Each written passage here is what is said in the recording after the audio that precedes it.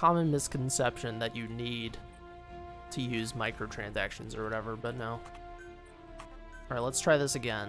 3, 2, 1, go. The only thing I've spent money on in this game, because it was a lot of survival coins, is the other character slot for runs. So I've spent a grand total of $10 on this game. I didn't even buy this game. Thanks, Cool Man. He didn't realize what kind of monstrosity he was unleashing on the world when he gave me a key for this game. Little did he know. It was really funny during the relay, because he, like, posted in chat, like, wow, Plywood really routed this game. I sure did. I really did. I like routing.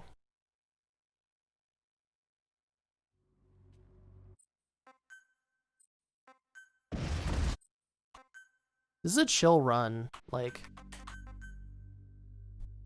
there are things that are annoying about this run because there's some janky stuff to this game, but putting that aside, like, for the most part, you know, you're just kind of hanging out. There's very few runs I do where I can literally, like, go fill up my water glass or, like, you know, go use the bathroom, but I can during this run, which is great. I mean, obviously I have to plan it out. I have to know I'm good to go, but it's great. I can just walk away and I'm fine. Most Metal Gear runs, you can't do that. My day was pretty great. And weird. All the above. Once I hit that second bush, then I start running again, because you don't actually see your stamina here, but it works out perfectly.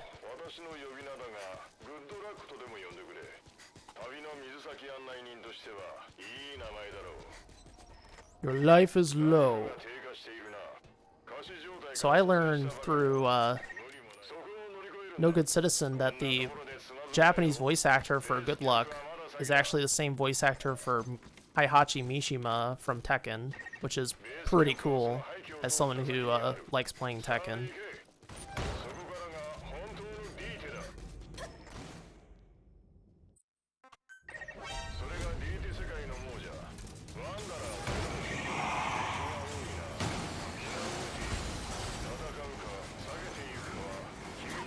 Dive up the stairs a little bit faster. I'll try to go through the same steps of explaining this stuff, but you weren't here before. Basic premise: we were on Mother Base when it gets attacked at the end of Ground Zeroes, and a wormhole opens up and launches us into Dite, this alternate dimension. So that's where we're at. We're trying to survive and make our way back home. Try to use the wormhole technology to our advantage. We're hoping for a crit here. Didn't happen though. That way the door opens a little bit faster.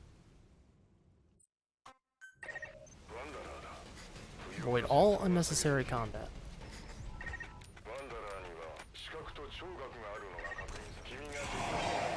Mash spacebar to open the block faster. And give him the big whoopee!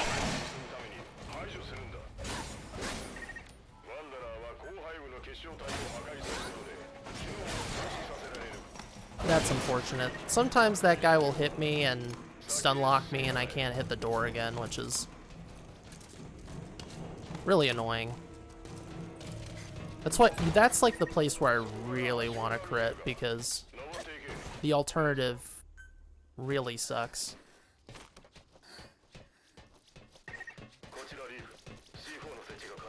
So that was a bit slower than the last attempt, but that's no big deal.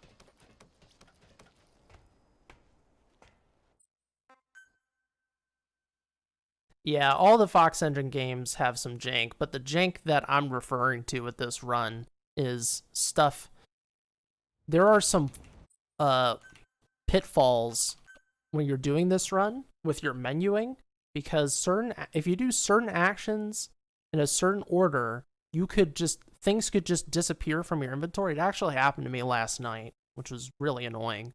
So you got to be really careful about that stuff, because next thing you know, it's like, where did my stuff go? So the menuing I do in the first chapter seems kind of weird. Like, why do I set up my loadout before equipping my food? Like, the menuing seems like I should do my food first, then my equipment. But if you do that, when you apply your loadout, you might, it's a bit late. You might lose your food. Like, it'll just disappear from your inventory. It really sucks. So that jank is pretty dang annoying. Fox engine wise though, this game has some cool little refinements from Phantom Pain and of course Ground Zeroes as well. Like grenades, the way you throw grenades overhand, underhand, and TPP seems really bizarre coming from this game. It's a lot smoother in this game. What does Lalelule Low mean? That's the Patriots, but anyone who says the Lalelule Low can't actually say the Patriots.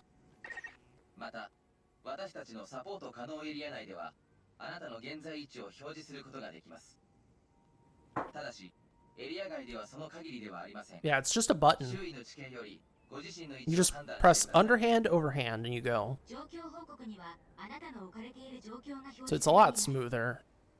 I don't know what the deal is in TPP. I'd have to ask Metza.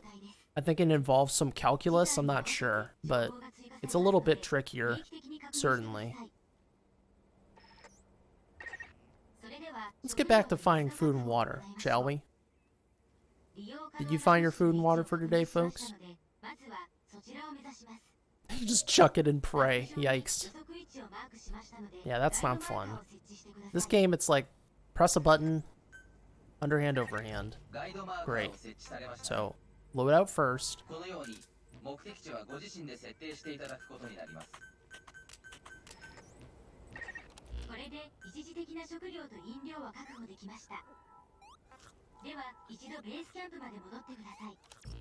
Nice.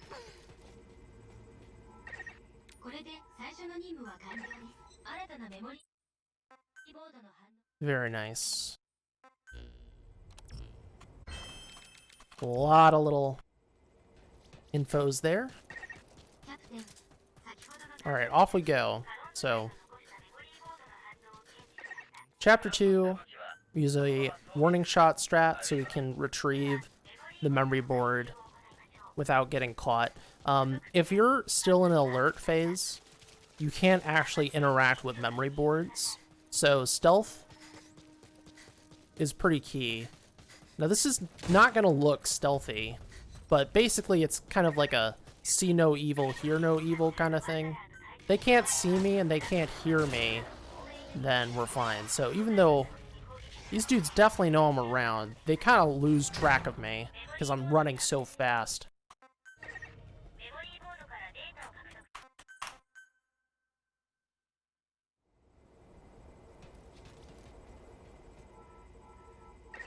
Alright, that a little bit of a buffer there. It's a small time save, buffering the meter there.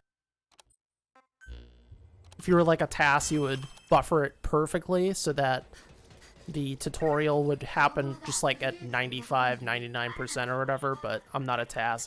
There's like I wait a few seconds and then do the meter. So it's just a small fractional time save, which a lot of this game is small fractional time saves. If you dive at just the right time, you won't have that dive animation, but that's something that's in the other Fox engine runs. I sometimes get it. I don't really plan on it, though. Ugh. Don't want to be grabbed by the ghoulie there. So they tell you to return to base camp, but it's more efficient to head over to the next spot. Because you just hug the wall here.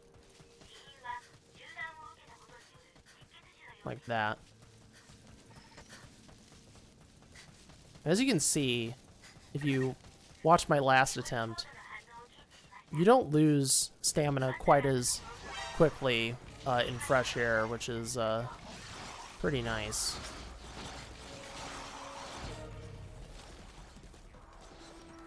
It's again,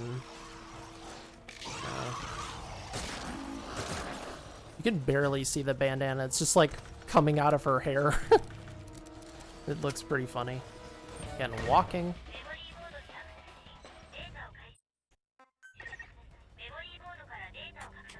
Once I see the UI elements, I know I can press escape to return to base camp.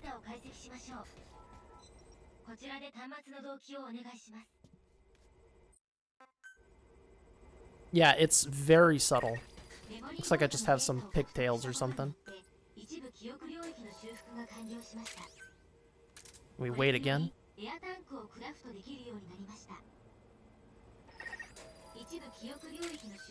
I could probably do it a little bit earlier than that, but, you know, it's good enough. So again, that skips a tutorial sequence.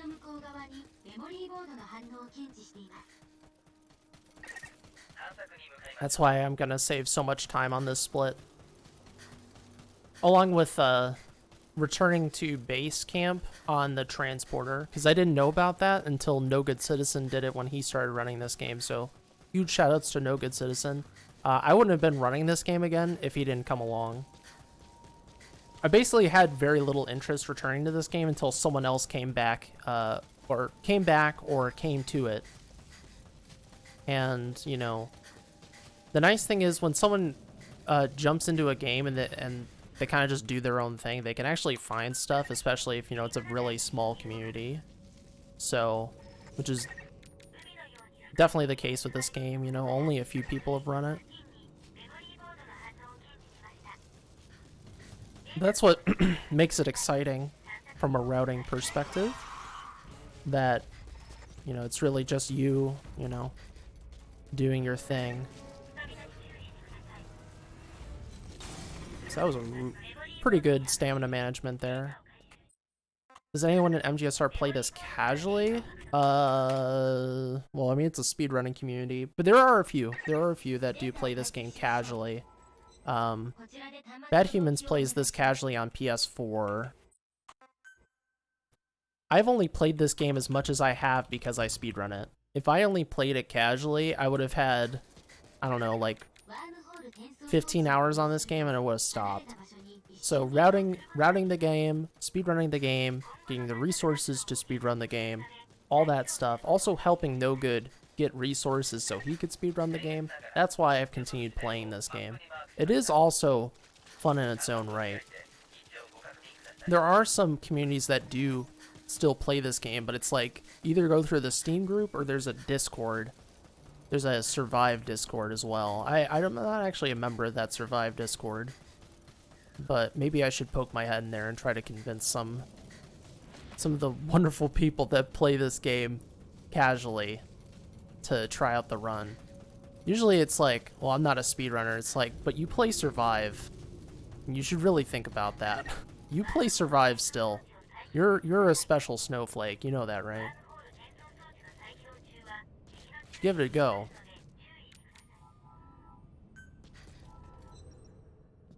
Anywho. First defense, once again. Have I heard about the marathon? I don't know what the marathon is, so no.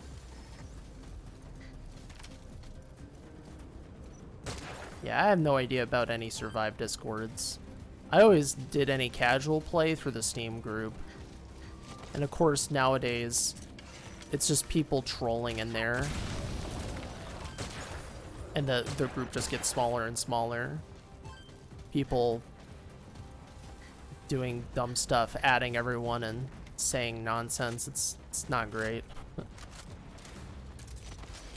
Because you pretty much have to find people to play this game. You can't use matchmaking. That will fail if you use matchmaking.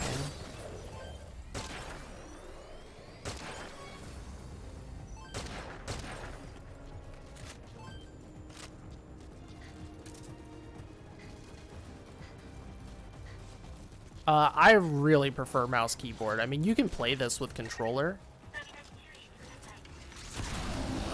like, No Good Citizen plays this all on controller because he came from PS4. And it's totally fine, but I way prefer playing the Fox Engine games on mouse keyboard because it's very natural feeling. I mean, you can literally play this as a first-person shooter, see? But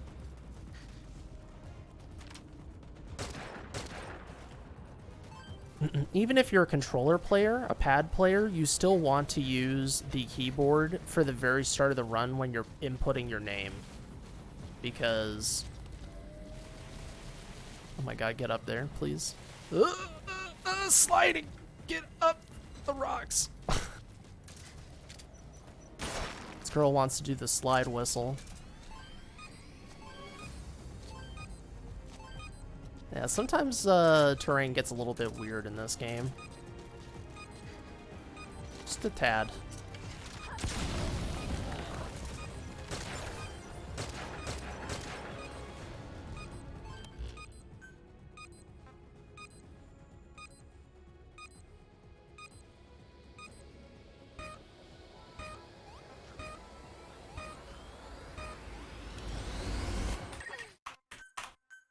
No cat on head. We did a vote at the very start of this stream, Snow. You missed the vote. Well, originally Rex won, but I am not doing Rex head. It's actually a handicap, frankly. Yeah, I had to axe the Rex head. It was way too obstructive. Ray is clearly better than Rex. Yeah, well, when you aim, the Rex head, like, goes out of your head, like, horizontally. And I usually aim over the right shoulder, and I was, like, it was hard to hit shots because of the railgun extending out. So I was like, you know what? I'm gonna have to veto this one. This kind of sucks. Way more than I thought.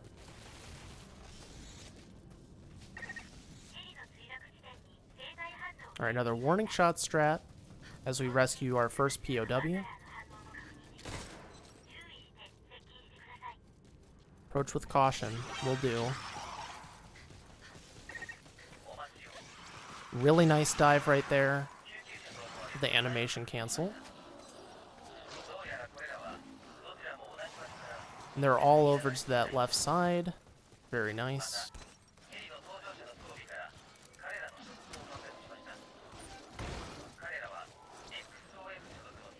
Drop her off, and off we go.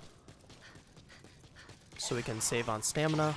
Really important you try to avoid the wanderers that are on the ground, because those guys, they grab your ankles, and as you can guess, getting your ankles grabbed in a speedrun is really bad. It tends to just lose, like, you lose like 5 seconds whenever that happens, and no one got time for that, so.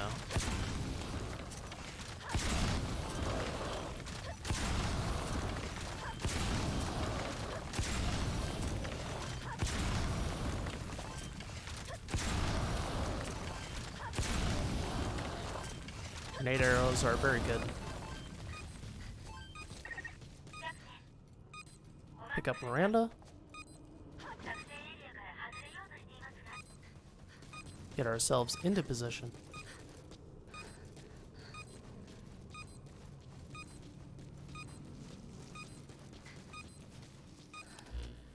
So, I use the audio cue here. The 5 seconds, that's when I eat. That gives me enough time to eat all my food and get ready. It's just nice that they have that audio cue because you can just work off of that.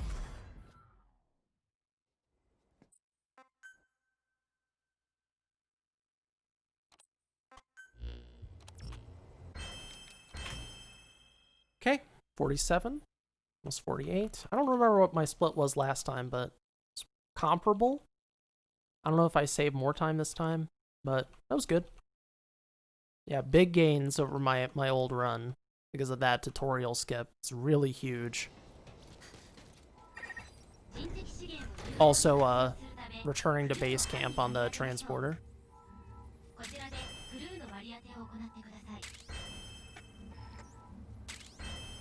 Nice, we got to level 6. So upgrade our dexterity so we can run faster, and our endurance so we can run for longer.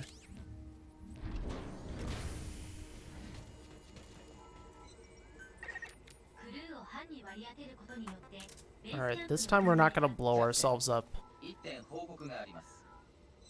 Oof, we are not blowing ourselves up this time. That was a big, big no-no.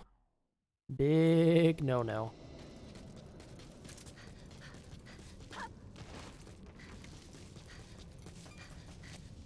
So I snake around that, just so I don't have to climb over the sandbags. Ugh, I gotta be a little bit more to the right. You gotta know all the little... With climbing over stuff in this game and the terrain, like, it's really important to know, like, okay, where do I climb? How do I approach it? Like, what angle, what position? It's all these very little details. Especially if you're doing stuff like that with the skip for this, ruins.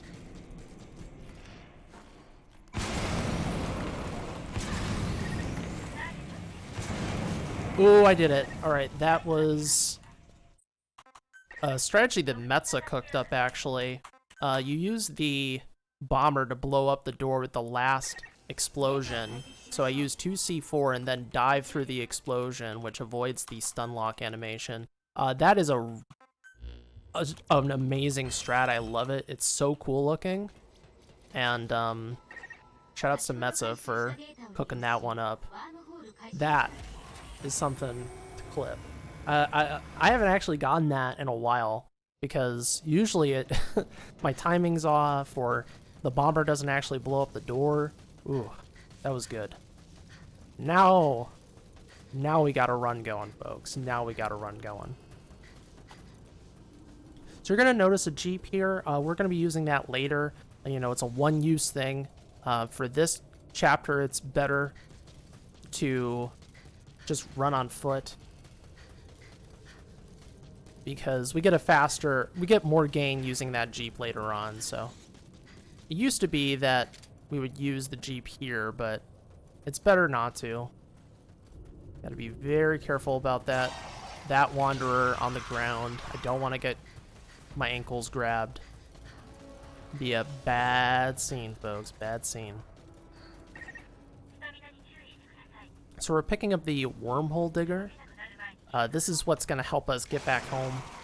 Well, we're not actually going to get back home. If this was bad ending, we would get back home. But this is going to help us save the world. Because in this run, we're actually going to save the world. Usually we're very selfish and just return early because it's faster. Rather than be stuck here. This crowd, we want to be careful that we don't run into anyone.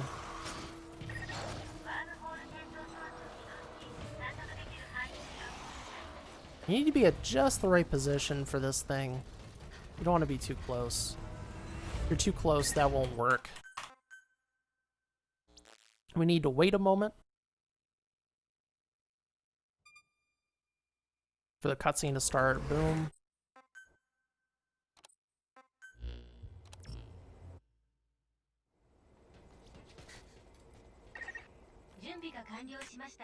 All right. We're flying along.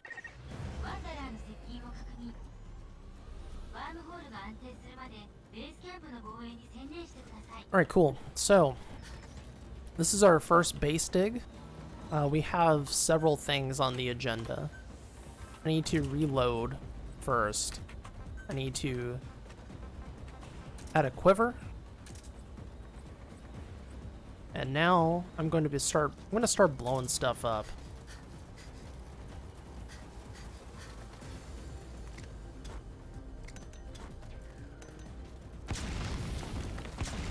Now, the reason I'm blowing stuff up is because later on I need to build a structure that goes around my whole base. But in order to do that, I need to destroy some stuff, so by breaking some stuff now, it'll save me later on from breaking it. So it's something I get to do while I'm defending my base.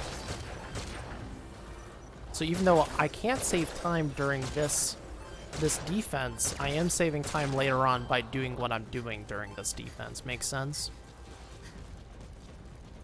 Do I like listening to like Metal Gear music? Oh yeah, Metal Gear music's pretty good overall. Like actually the soundtrack in this game is pretty good. I think it's a better soundtrack than Phantom Pain, frankly. I'm talking like, when I say that, I'm talking about the music that was made for Phantom Pain, not like Take On Me and all the 80s music that's in the game. I don't really count that because it's like, man, this is a really good licensed soundtrack, which is not really something I say with Metal Gear. You know, I don't come to Metal Gear games for the licensed music. I come for it for the actually original songs. So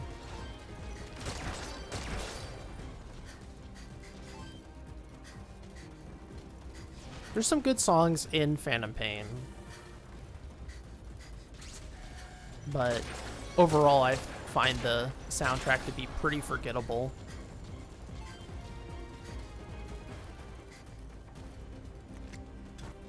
So yeah, we're going to be breaking these structures. It's very resource intensive throwing all these grenades, so you need a steady supply of grenades to do all this. I'm also going to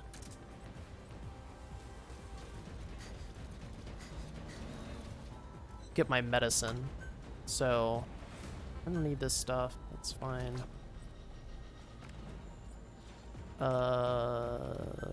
What is it? Stored item list? What do I do? Change equipment? What the heck am I doing here? There it is. Okay, consumables.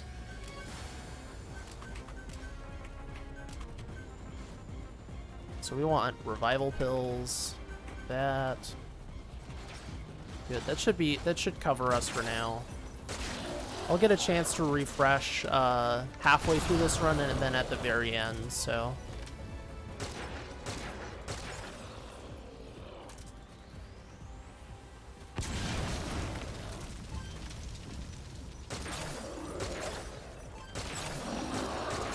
As you can see, my gun does some pretty great work.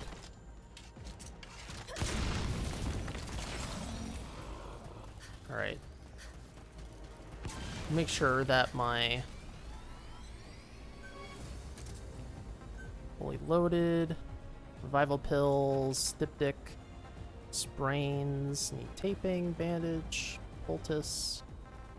All looks good. Alright. Now we go back to breaking stuff.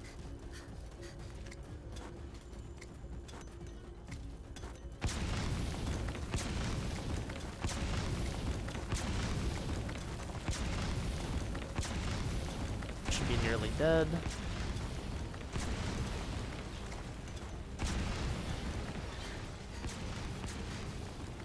I gotta break that as well in the corner. You love her hair. Good, because it's the default. You know, the male default is just some baldy. Just some baldy. I didn't learn until later on that I could even set up for the femme.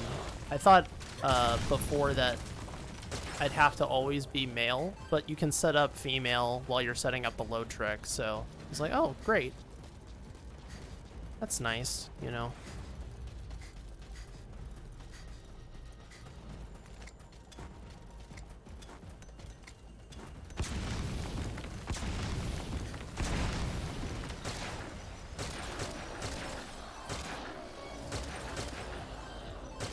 We got 90 seconds. Can I break that? Yes, I did. Alright, I think I've cleared everything I needed to clear.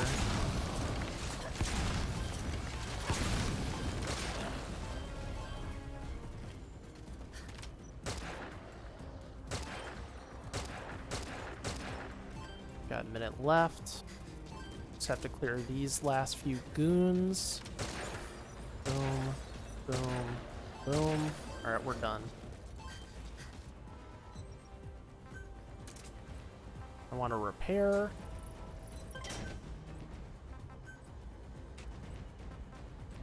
Need to make sure that I have everything I need.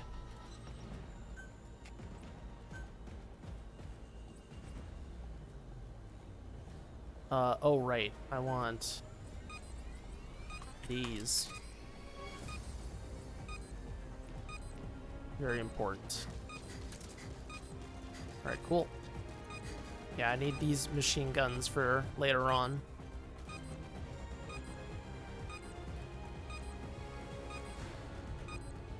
Some baldy like plywood exactly. Shh, don't tell.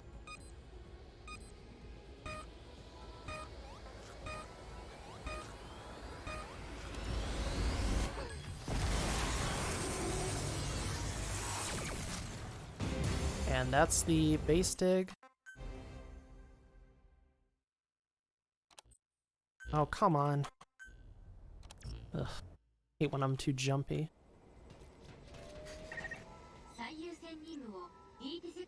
Alright, so we're about to do a dig, which is a tower defense sequence.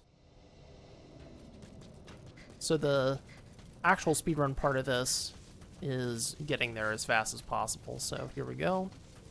I'm gonna run towards that tree. And there's gonna be a box. You always want to try to find these little visual cues so you don't get lost, because it's very easy to get lost in this game. We basically follow this line. Just follow the rock line. This. Try to make sure I'm not running into a wanderer in the water or something like that. Oh god, I was walking way too long. Hopefully not too long. I was like spacing it out there for a moment there.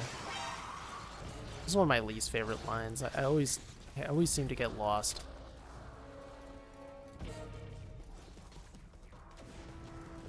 But looks like I'm on the right track.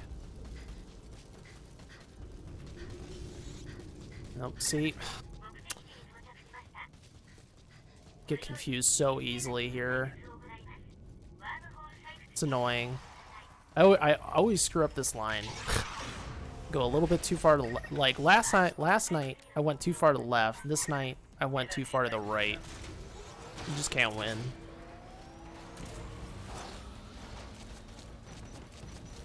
Yeah, I have some hair growing. Oh, crapola.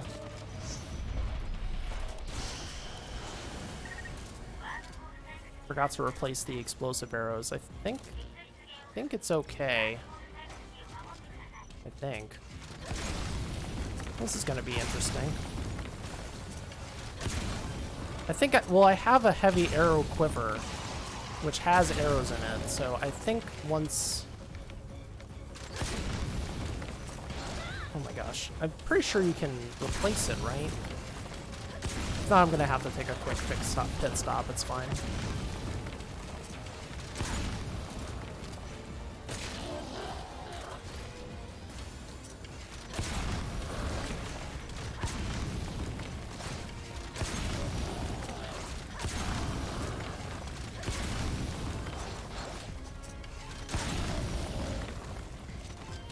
Because we wanted heavy arrows here, not explosive arrows.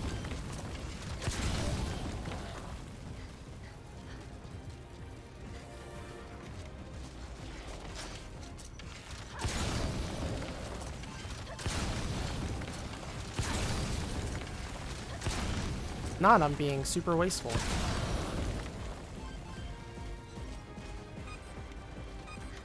But it won't matter, because if I can't actually replace them... Let's see. Inventory. Can I equip?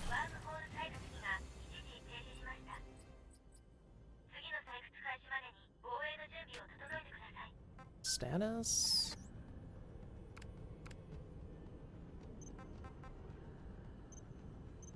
You equip. Can you equip? Unless I forget one thing, because I... I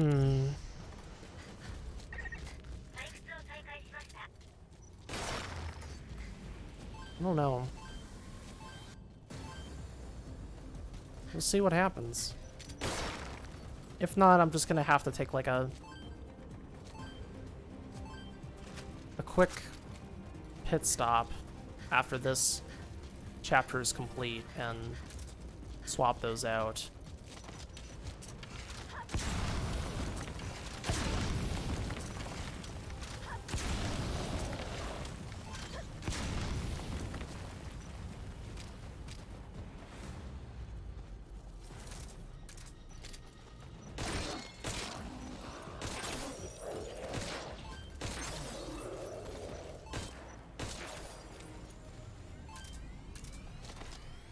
See, is there a key I can press?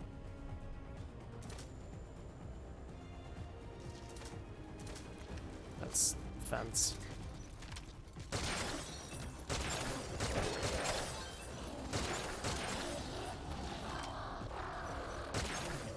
I mean, I could chance it, but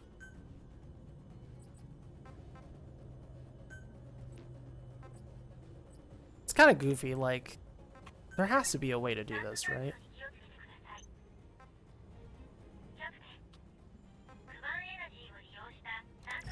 You'd think. Thanks. Yeah, that's a fun clip. Certainly.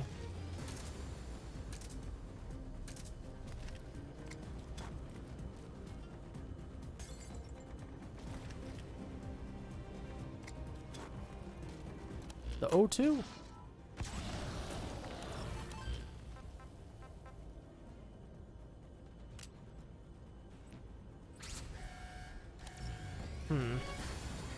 I don't think you can, which is really lame. Like...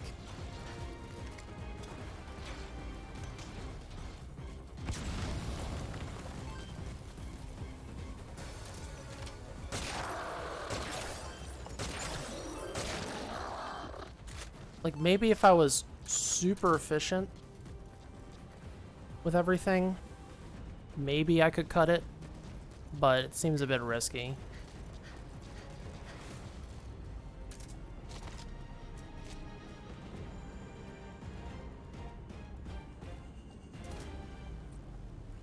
Oh, there we go. All right, we're good. See, you can swap them. You have to go into the menu, though. All right, today I learned. See, I told you guys we would be educational. I just learned something. Like, there has to be a way to, like, swap out your ammo, and you can. Cool. All right, we're not going to lose any time. It's not like I actually need 90 arrows anyways, so... Yeah, write that down. Write that down. Write that down, too. You taking notes, class? I'm teaching you how to survive. We're real deal survivors out here. I was like, well, maybe if I hold it. I was like, dang, I'm good. Damn, I'm good. Hey, you dash.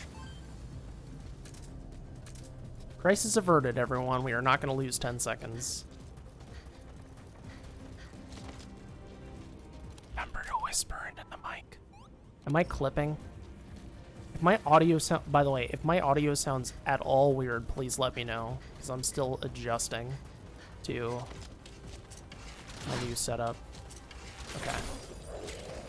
So yeah, now that we're actually using the arrows, arrows are really good, as they're super efficient and conservative, because you can retrieve them, and in these base defenses, the arrows just drop. You don't have to harvest them out of their bodies, so it's very nice.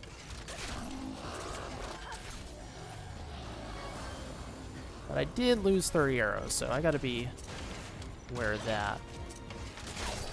Not be too crazy with my arrows to be able to retrieve them.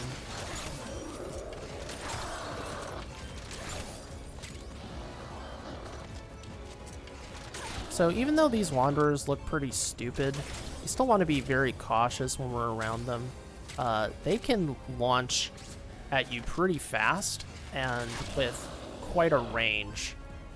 So even though I have really good gear and, you know, I'm really prepared and all that, it doesn't really matter because, oh, I picked up rubber. I don't want rubber. You don't want to take unnecessary risks with these enemies. Especially if you play this game casually, you'll know exactly what I'm talking about. Like, you can get stun locked and die very quickly against a wanderer. So, and if you're in a crowd of them and they start wailing on you, you're at very high risk. So, that is why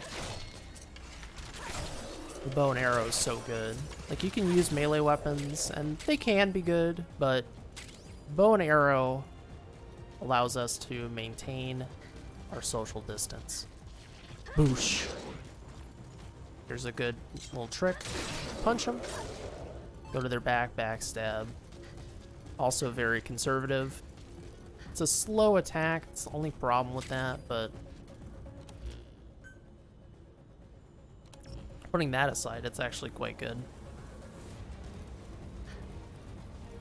Ooh, arrows.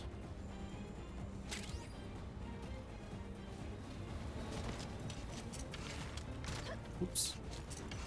Brah.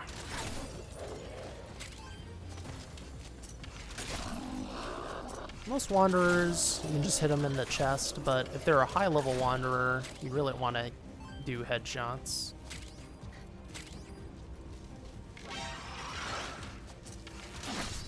You see?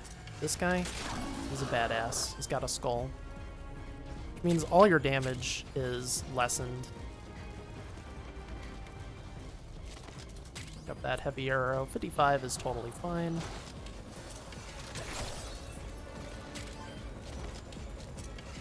Alright, we are done.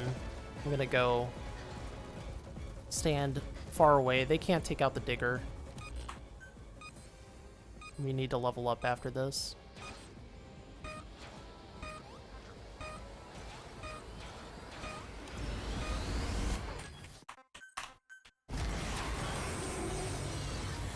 Okay, very good. I lost some time because of my line being weird. I'm not good at the rec baseline.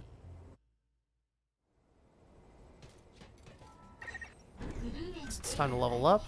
This is a very important level up, because we're going to be doing a lot of running around the next few chapters, so getting this dexterity and endurance boost is very key.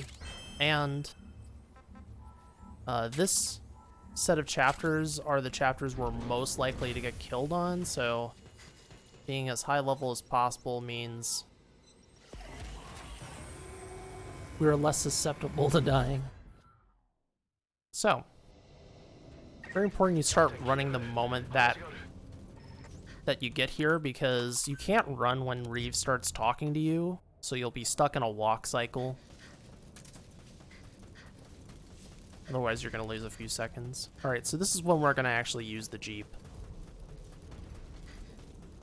And off in the distance is the antagonist of this game, the Lord of Dust.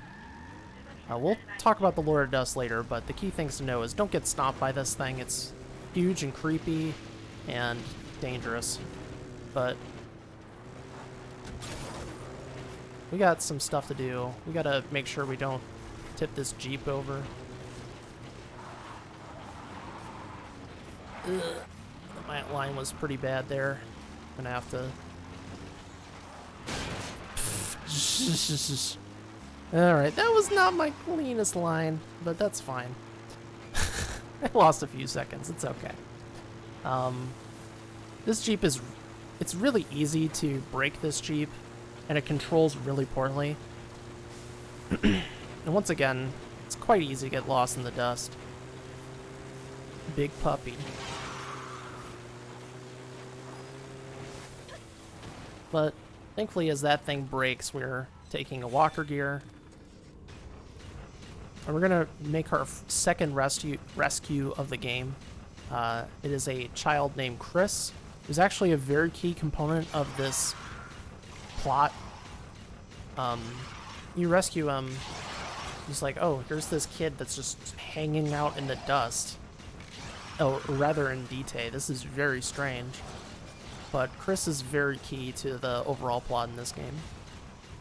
So, gotta go rescue him. We use 2 vehicles. The walker gear, I much prefer controlling over the Jeep. The Jeep really feels like it's been sitting out in smog for hundreds of years, so I did not mean to press spacebar there. Ooh, this is gonna be a kind of a bad split.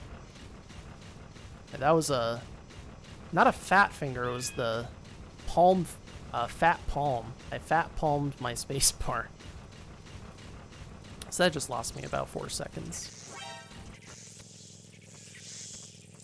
But it's okay. I really wish you could use the walker gear to take the child, but you can't. Alright, let's make sure not to break our legs here. Nice. And then we go at a certain angle, boom. We climb that rock. You can't, like, lift yourself while climbing someone, so you can't, like, climb over a ledge. But if you take a certain angle at that little rock there, I ain't talking about Arkansas, you will be able to cut through, and that actually cuts about 2 seconds over going the other way. Plus, if you go the other way, you might get grabbed by a ghoulie, which I don't want. I don't want that happening, so.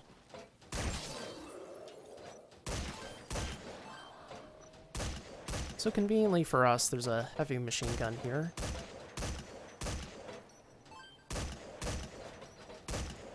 And take out these watchers eventually. I missed one.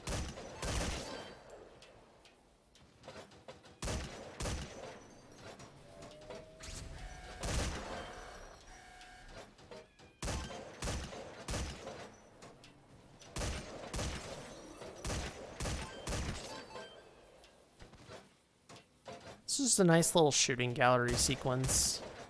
It's nice that they give this to you because I don't have to use resources. And this machine gun does some pretty quality work.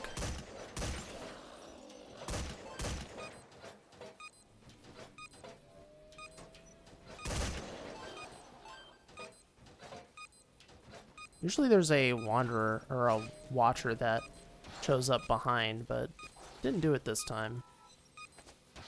That guy's really trying to do some work, but he's not that accomplished. Don't worry about him.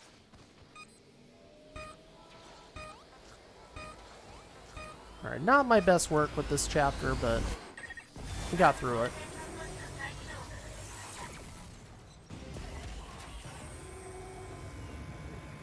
So next chapter, we are going to go to the second ruins, but it does not have a skip like the first ruins, unfortunately. We have to go the long way.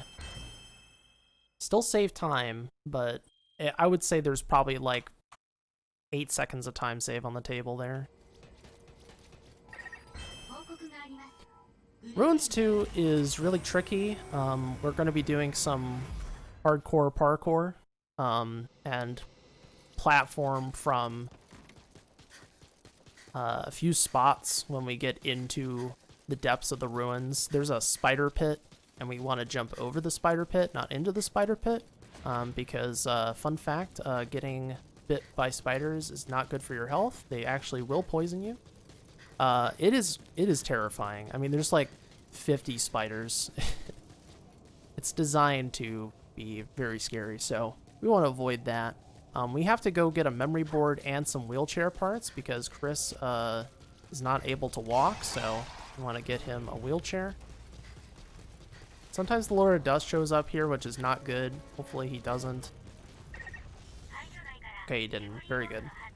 If the Lord of Dust shows up here, I have to dive at just the right time to avoid getting stomped. And if you get stomped, like, directly, you'll just die. If it's close to you, you'll lose a lot of HP, so... Alright, so this is another Reeve talking point, so important I start running. Ooh, I almost got grabbed. That would have been really annoying. Don't want to get grabbed here. Nice.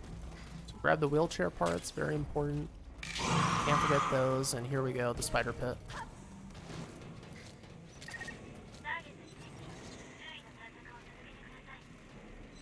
Nice, okay, we made the jump. You can actually jump onto the platform, you don't have to hang off of either, but it's way better than falling. Trust me. You fall down there, it's just a bad scene.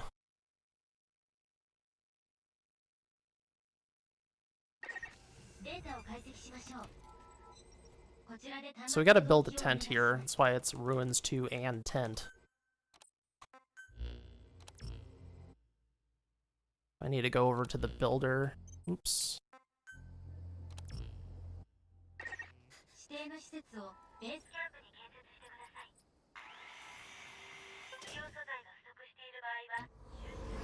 Might seem weird that I have my cursor set up there, but we have it set up ahead of time. You can actually set up your cursor on your other character, so I just have it set up immediately. I don't have to move it at all.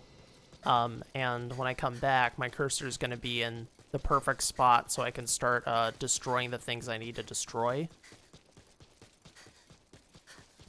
So, but we're going to get there after a little bit. So next up is Nicholas. This is by far the scariest part of the whole run. Not only is this the longest stretch of running in the entire game, but the rescue for Nicholas is designed to be barely possible with how we do it. So there's going to be a massive amount of wanderers by a transporter that we are going to use. We want to use this transporter because it's right there, it's very quick, it's efficient, but there's like a pile of wanderers in the way that we have to avoid. And if we get hit at all running up to this transporter, it's a fail, basically, because we're going to drop Nicholas and we're going to get surrounded, and that's it. So that's part one. Part two is defending the transporter, and you're going to be dealing with a bunch of high-level wanderers, like level 20, and I'm level 11, and we're dealing with level 20 wanderers. It doesn't matter that I have really good gear.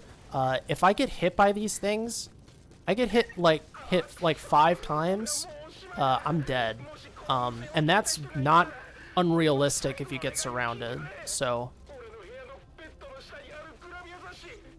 also, there's a very nasty soft lock or hard lock that can happen if you blow up too many wanderers at once.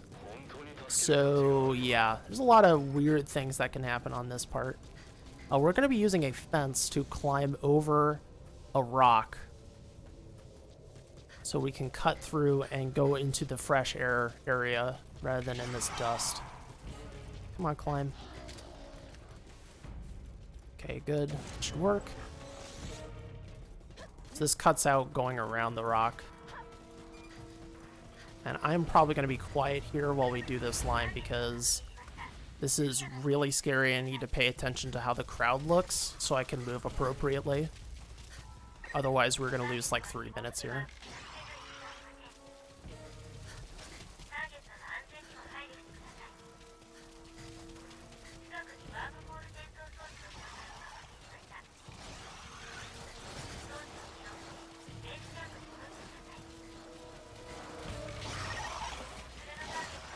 Okay, that's part one. We're not out of the woods yet.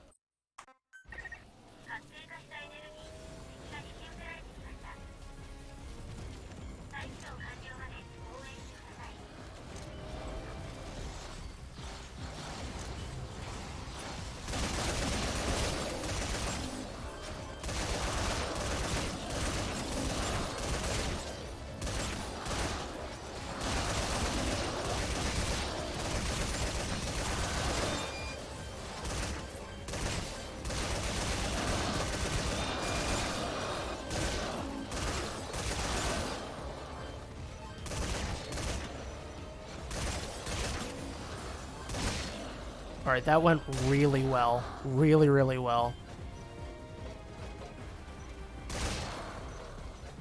Usually I lose my machine gun because they pour over the fence, but that went super well. This has never actually gone this well before with the machine gun strat. The reason why we do the machine gun strat now is if you throw a grenade and too many wanderers explode at once, it's kind of weird. I don't know if it's like if they're on screen or the notifications. There's some weird overload that happens, and the game will just hard lock and you'll have to reset. You'll have to like reload, which, like I mentioned, that's a lot of running that we just had to do from the base. Like if you die here, you have to start all the way back from home base, and that is minutes lost. So the fact that this went as well as it did, and I didn't have to whip out my assault rifle, I didn't have to throw any grenades for cover at the end. But to use this strat, as you can see, you really have to be able to, you know, pan back and forth quickly, take out the crowds, manage the crowd well, because eventually they will pour over the fence. So yeah, that was really glad that that went as well as it did. Is there any more I need to deal with? Nah, it doesn't look like it. As you can see, this is a whole lot of insanity right at the start, and then you're just sitting around waiting because you already cleared out the creep waves.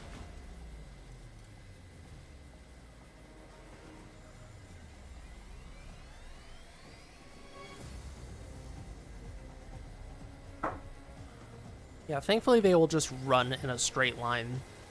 Well, some of them, you might have noticed, a few of them went around, but for the most part, they just kind of run through. The other thing is that I'm positioned right here, so usually they will just go straight for the transporter, but if they see you, they're going to go for you, and they're dumb, so they're just going to go like boop or boop. So anyways, let's get in position. We want to be as close as possible, but not like right here, or else you'll drop your survivor, and that's not good. So we want to be close to the corner. Get ready to eat.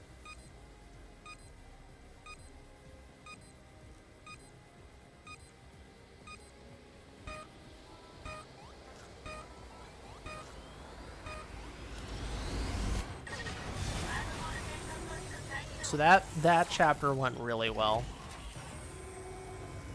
Really, really well. Very happy with the line went pretty well, and there's like one point where I was a little bit scared when I was climbing the hill, but it worked out fine.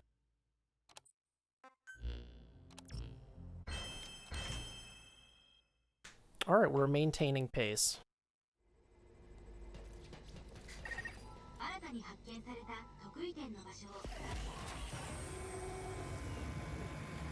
I'll take it. So this is our second dig. This is the Fallen Village. Here's the speedrun part of the Fallen Village. Woo, here we go. Ooh, look at that crisp line. Dodging the trees.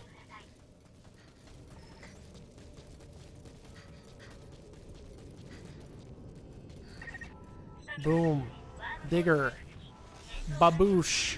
We did it.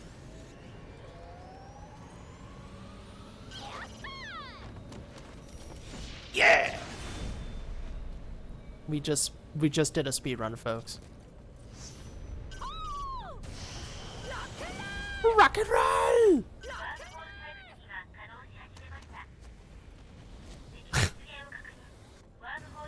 Rock and roll!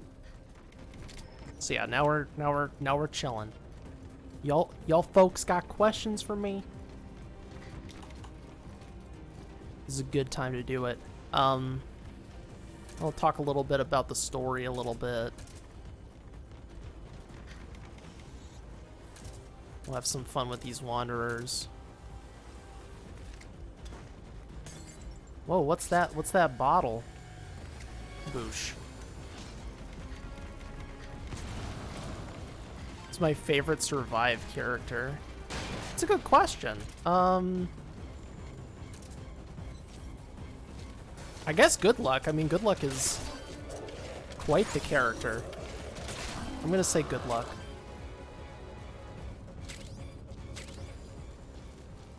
Good Luck, the strange disembodied voice you heard at the start of this run, is the person that actually launched us through this wormhole. Oddly enough, like, that was part of the whole thingamabob. We are here on a mission. Mission through space and time.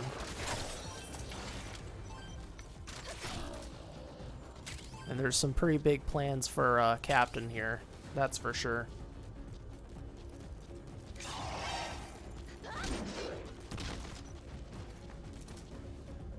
Yeah, what are you gonna do about it?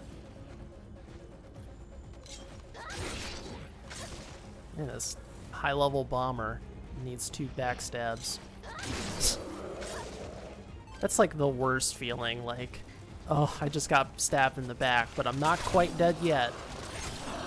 Let me try to get up again, and the person that backstabbed you is literally just standing right behind you, waiting for you to stand up. What are you gonna do?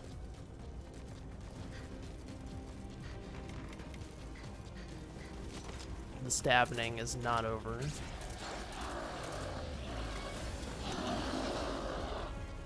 Let's bait him into the explosion. Grenades are so good in this game, by the way. Which is pretty common in the Metal Gear games, but oh my gosh, are grenades so good in this game.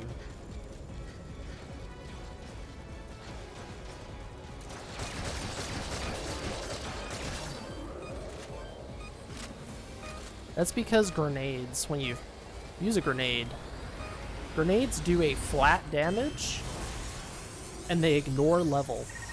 So if I'm level, even if I'm level 1, like let's say I decided to stay level 1 throughout this whole run, like I did like a low percent thing, which would be stupid, but if I threw a grenade, the damage dealt by the grenade will be static, so it'll just kill all these wanderers.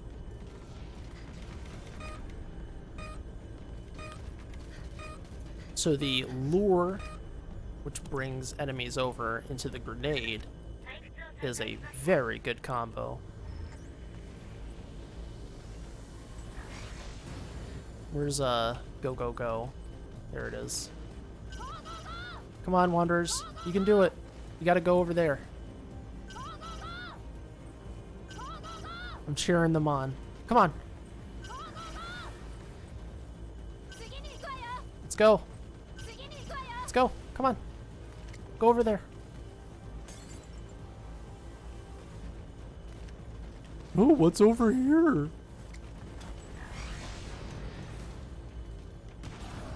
Aw. So bombers specifically, if you kill them or punch them enough, they'll explode. But if you backstab them, they will not explode. Even if you, like, let's say you shot them to death or something, you can go to their back and stop them from exploding by backstabbing. So there's a little tip for you. A copper. We're currently 1 minute ahead. Hopefully even more later on.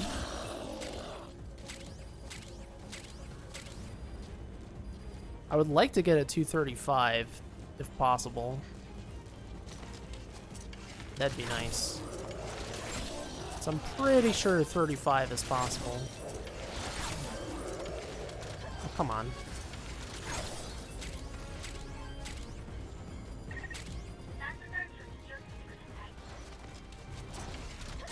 And I gotta mention as well, while we're hanging out here, if you're not aware of where you're at twitch.tv/Metal Gear Speedrunners. I see a lot of familiar faces, but if you're new here, welcome. There's a variety of people who stream on this channel. We actually have several people on our stream team. This is actually the completion of the first week of the stream team.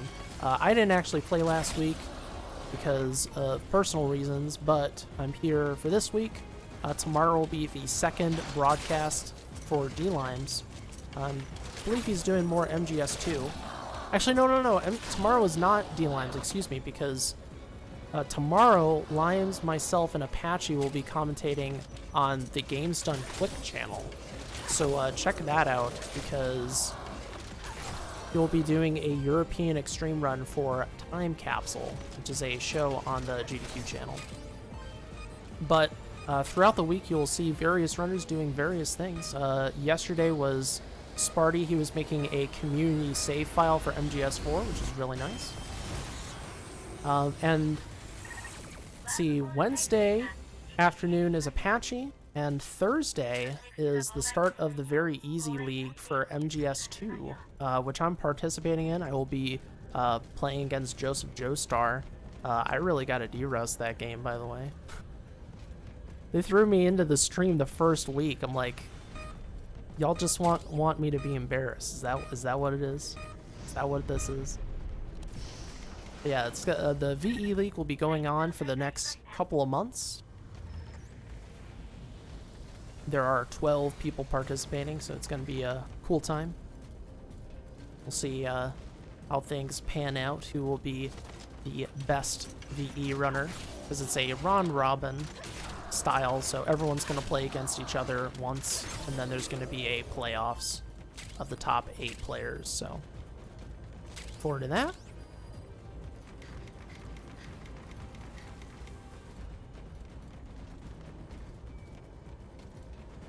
Currently, this channel is not affiliated, but will be in the future. We would love to see this channel get partnered as well, and directly support our efforts in terms of exposing Metal Gear speedrunning, getting people to events when live events happen again, that is, and buying equipment for actual live events. Because we got some things we'd like to do in the future. An actual live MGSR event. But this is all coming down the pipe. So if y'all like this stuff, and if you're watching Survive, I mean, hats off to you. Make sure to drop this channel a follow the Twitter, and thank you for watching.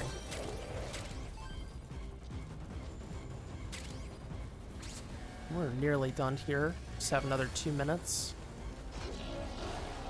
Wait until all these enemies drop. Very good trick. Make them drop by noticing you, and then just clean them up as they fall.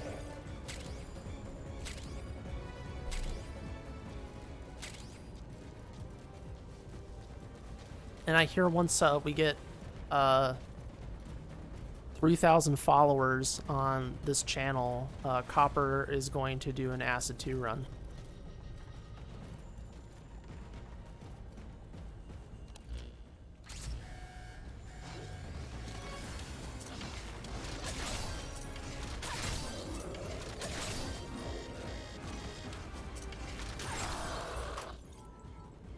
Upgrade my O2 so I don't suffocate to death. The schedule is down there. There's no like actual public link outside of the panel down below, so just click that. You can see the schedule. Though I think I need to add the VE League for Thursday. There's no schedule command because we need another link. We've been, you know, it's been a bit crazy with getting this whole channel set up with this, and you know, working out the kinks. And there's still kinks.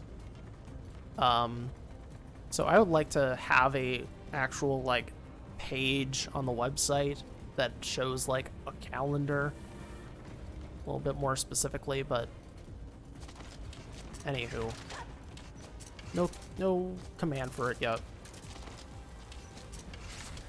Also, thanks to whoever updated the MooBot, because I forgot. Alright, we're done. I'm going to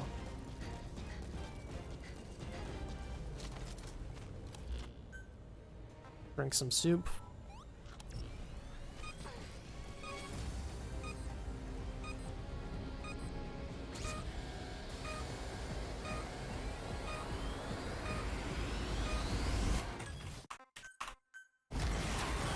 And we're done with the Fallen Village.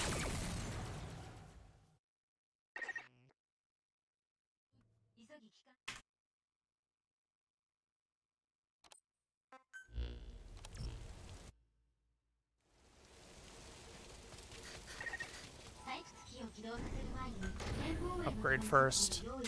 Usually I don't, but I guess we will this time.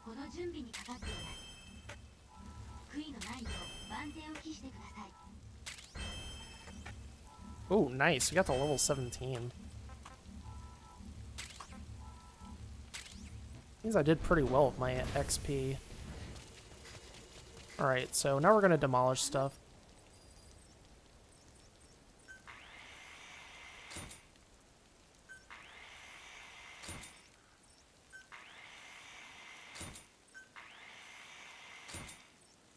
Ugh. So I actually switched a controller here. The cursor moves faster when you use controllers, so I actually use both keyboard and controller for this run because of that. This little dialogue here is also slightly faster in Japanese.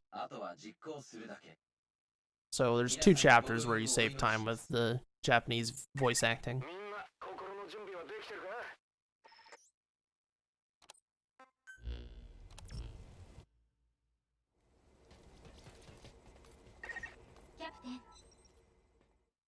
Alright, so this is the second base dig. This one we don't have as many chores that we need to do.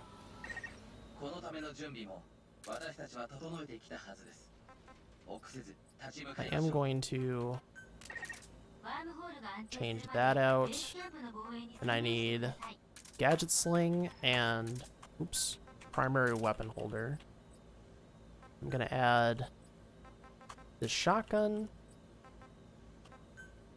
I'm gonna add overpressure rounds. Then we add the iron watchtower.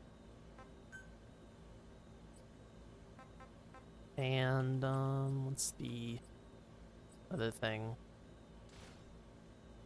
Actually, it doesn't really matter what I add for the second one. Alright, what's up, everybody? Hello. I don't think I actually got injured at all, so I don't think I need to replace anything. But I think I'll add a second pill if I don't have 2 pills.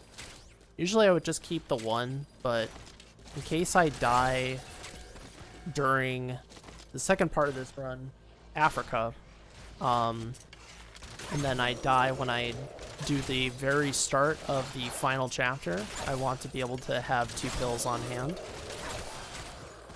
The revival pills basically stop me from having to restart from checkpoint. You just respawn where you're at, which is pretty nice. Not gonna lie.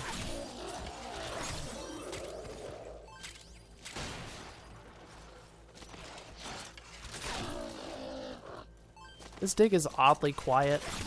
I don't know why they don't have like dramatic music playing here, because this is a very key turning point in the story. Because this dig, we think we're actually going to be digging back home. Like this is going to be like the end of the story, but we end up digging to a different part of Dite instead of home. So they just have this uneasy silence. Alright, it's time to play FPS Survive.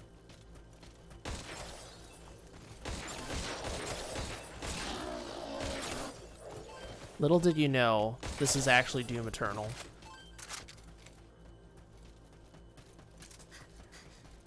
You thought we were playing Survive, but you were wrong. We're actually playing Doom Eternal.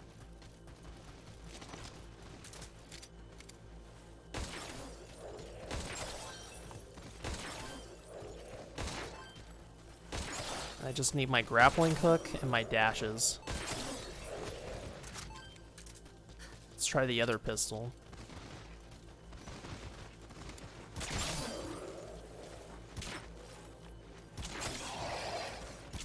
Oh no.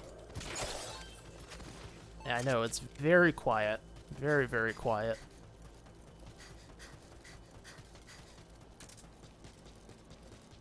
Alright, we have... What do I need to do? Shotgun ammo, repair last minute. Gadgets.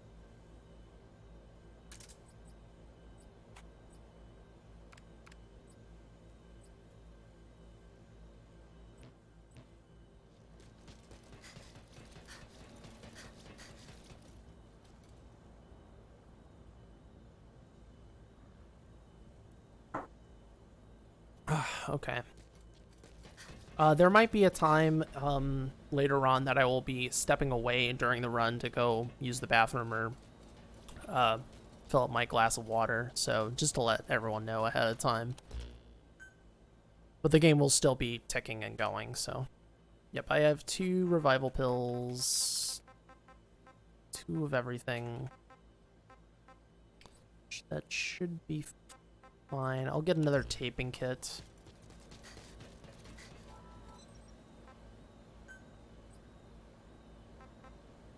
Sprains are by far the worst thing because you can't move at all. You'll limp around and it's really, really bad. It's by far the worst status effect in the game. Poison's pretty bad too because you'll just slowly die, but the sprain for the speedrun is super bad. Well, that guy turned... They're turning around. That's so interesting. It took them a while to. Alright, so I gotta repair pretty soon. And using the lure grenade combo. Just wait a moment. And boom.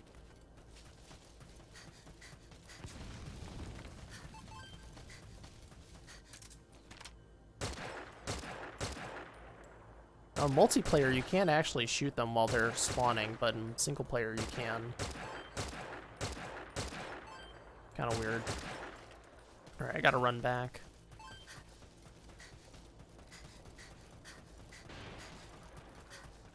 So I need to reload my ammo.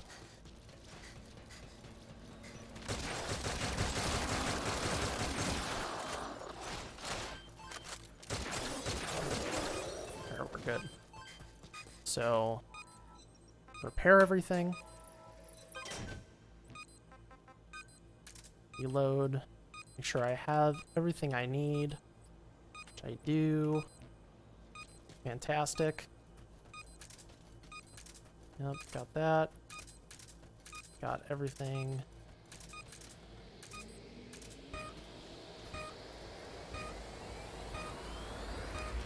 Once the explosion happens, go for it.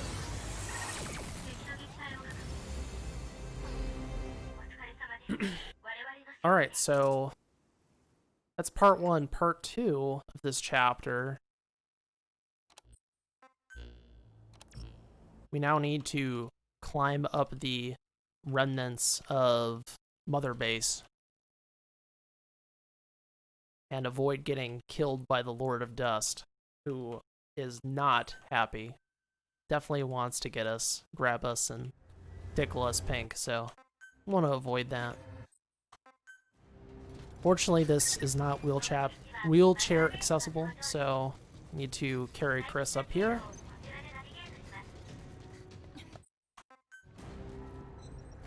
So this is such a troll right up here. The game's like, you need to move. Hurry, hurry. Now is the time, continue ahead. But if you do, you die. Amazing. Hurry, hurry. This game likes to troll you. In more ways than one.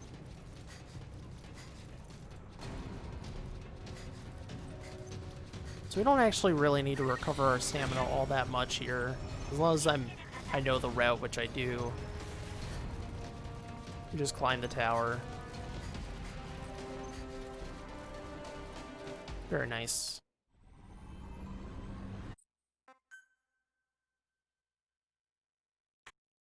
Alright, we saved a few seconds. I think it was because of the cursor movement. So we are over a minute ahead, but can't get easy now, folks, because the first 2 chapters of Africa are some doozies, and we do not want to fail these. Failing these is going to cost a lot of time.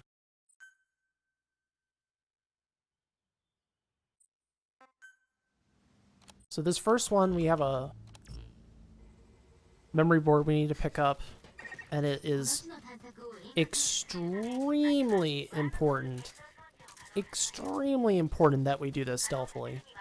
The problem is wanderer positions are not set, so even though I'm going to be using a lure bottle to avoid getting caught, things can go wrong. We hopefully won't have things go wrong too badly here.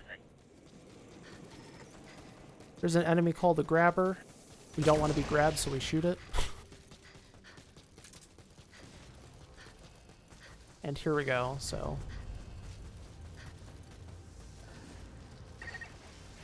Throw a bottle here.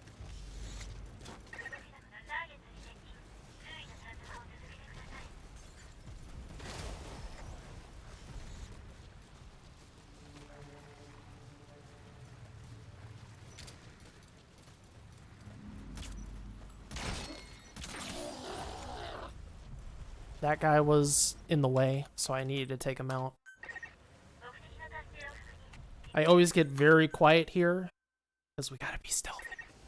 Also, I really don't want to... If you mess that up, you're pretty much gonna have to take out the whole crowd there, and there's like 10 targets. So naturally that loses a lot of time.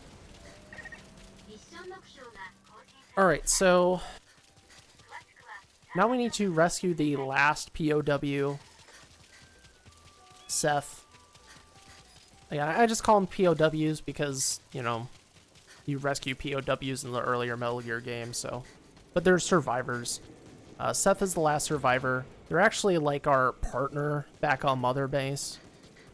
So it's surprising they actually survived the wormhole and they're in DT. But Seth's been up to some naughty stuff, but we don't know that yet, so. So this one, I'm going to be going... It looks like I'm going to be going really around, like, unnecessarily, but if I go, like, the most direct path, I'm going to have the whole cavalry on me, so we need to go around this cliff because we do not want everyone and their mom attacking us. I don't want to have to deal with anyone's mom attacking me, so, or these goats. So again, very key that we're stealthy here. Please climb.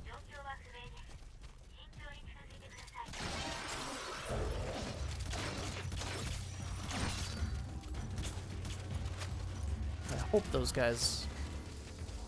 Alright, we're good. I could have just ran for it and believed. Alright. Thankfully we got the door open. It's all good.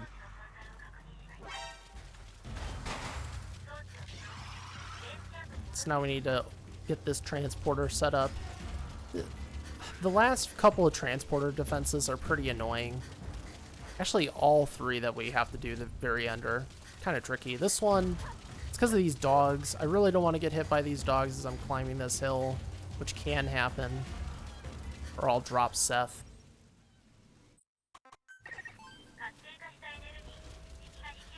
The dog is just a real pain. They can cause you to bleed, and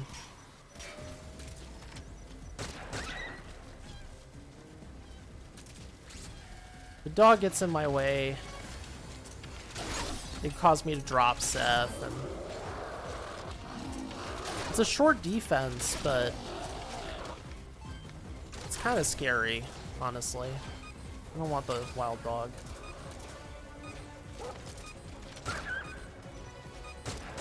And the dogs are so dangerous, they'll kill the wanderers in one hit. That's how strong these things are. Alright.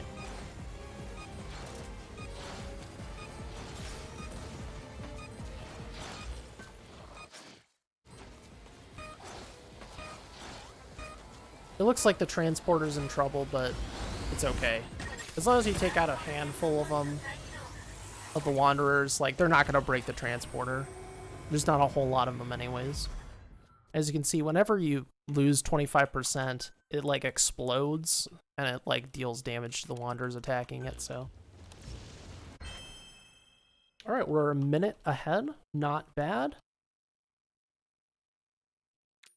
So coming up next, we need to go secure Sahelanthropus, which is sitting in a ditch in this Detaid Africa, the Detaid Africa. So, not before we do a little bit of parkour. Hopefully I won't break my ankles here. Breaking your ankles is bad. Don't do it. We gotta slide. I didn't want to, like, hang off the ledge. That's fine. It's better than breaking my ankles. Healing... Oh my god, climb. Healing takes a while in this game. Like, there's, like, a progress bar when you use a healing item, so... Not only that, like, I have to open up my menu. I have to wait for the animation of, you know, you breaking your ankle. Like, it's bad. It's really bad, so... Even though I don't want to, like, hang off the ledge like that, it's better than the alternative.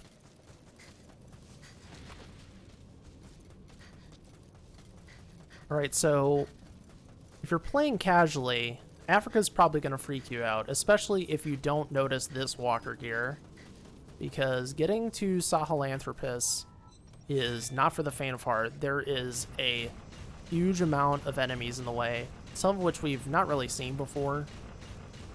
So that enemy right there, I think they're called, oh yeah, trackers. I was about to say searchers. No, they're trackers. And then there's mortars. That guy, that big burly dude. They launch mortar shells, and they also they have pretty high defense, and they can shoot you from afar. They're pretty annoying. So going through this area without the walker gear is pretty bad. Right there, I'm just cutting through that little depot area. Wow, he actually hit me while I was...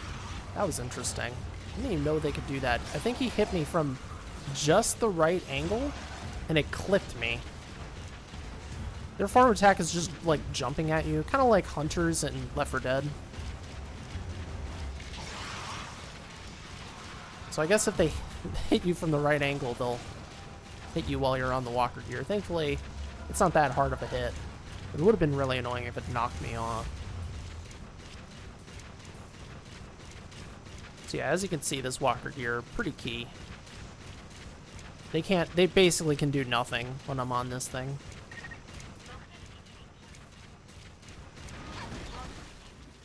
It breaks after a while, but that's fine. We're at our objective.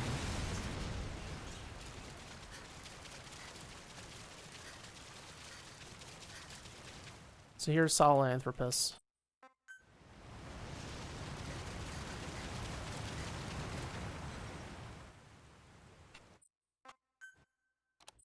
There's a weird camera here. I don't like having to deal with it.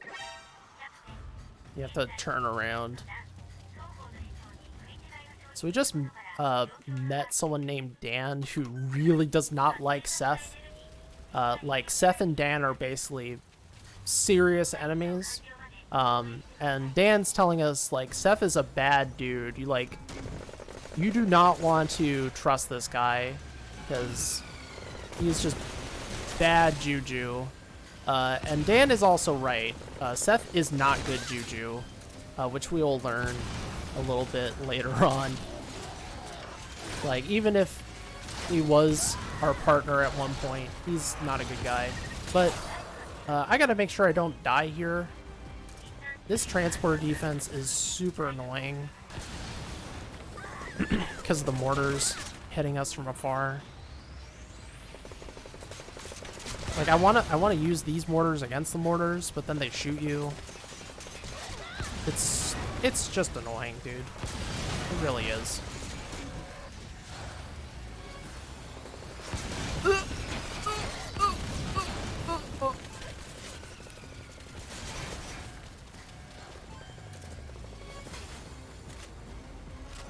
And if you're not careful, they will blow up your transporter.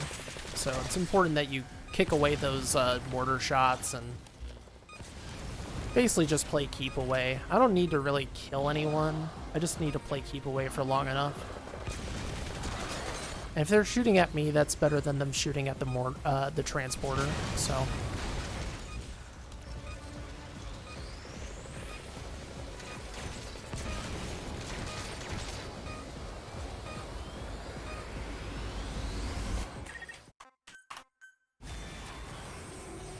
Alright, so we got the transporter. That's the last transporter we're going to unlock throughout this whole run. Let me bring back Sally's info. And now we are going to secure Sahelanthropus. And, you've never seen this before. Get ready. Here's the speedrun portion. The first of two.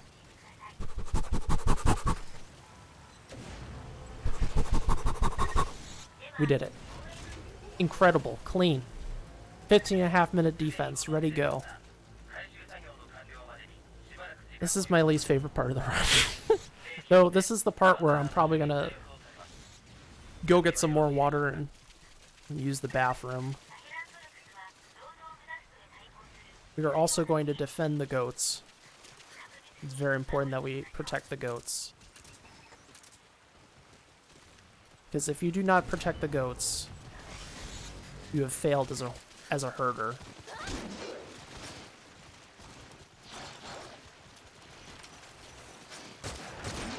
We're going to use the bomber as a grenade, basically.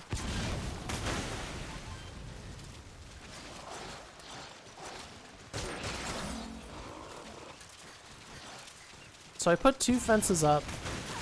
They're staggered so I can run in between them if I need to.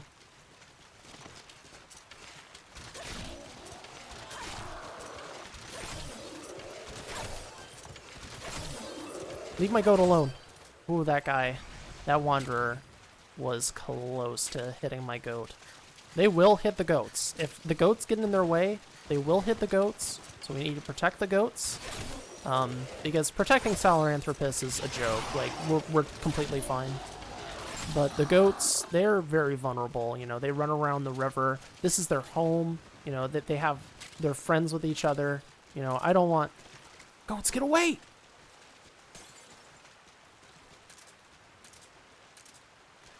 You know, we want to protect goats. Goats are friends.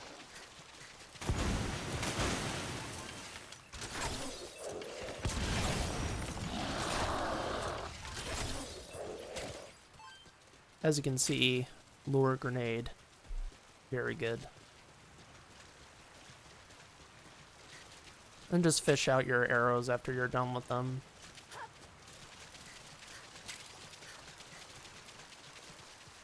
I know the point where I can, like, take a break. It's, there's a point after I take out 3 mortars. They all drop at once, and then I could go, take a quick bathroom break. But other than that, I'm gonna just stretch out my fingers. Very important that you maintain your hand health when you're a speedrunner. Do some stretches.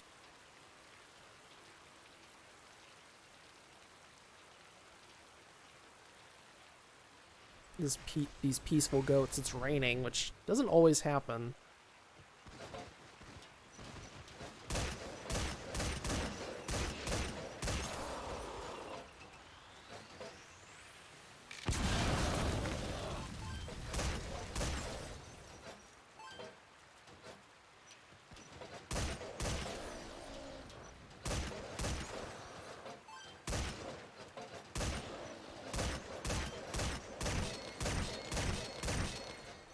Always get the mortars as quickly as possible.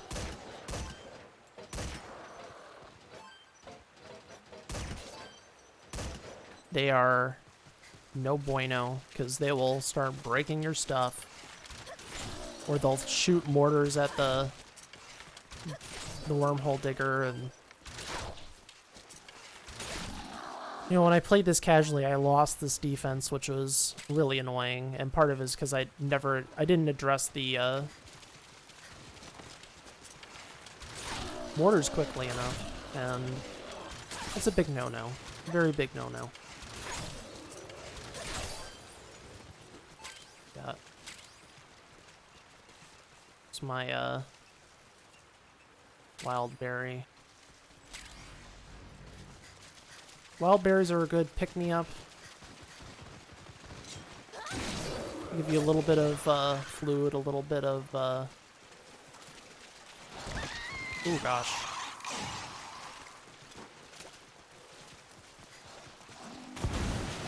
I'm not sure what exactly happened there. I don't know if I got bruised or cut. No, I didn't get cut. If I was cut, I'd be bleeding. You would see a blood effect. I probably got bruised. Bruising, by the way, is the worst effect because... Or one of the worst, rather. I shouldn't say the worst. Because if you get bruised, you lose stamina. Like, your max stamina is capped.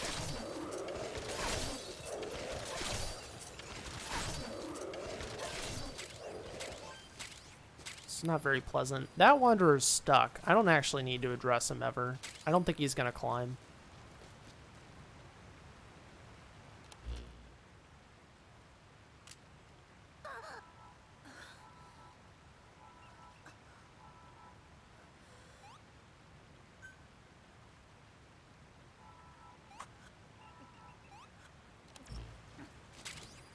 Yeah, that guy is stuck, so... Oh, is he moving?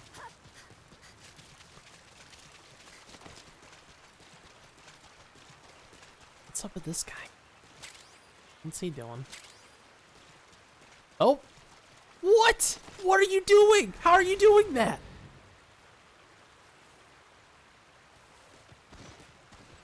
Unbelievable. He started floating. That's called cheating. You can't... You're not allowed to cheat. You can't cheat. Don't cheat.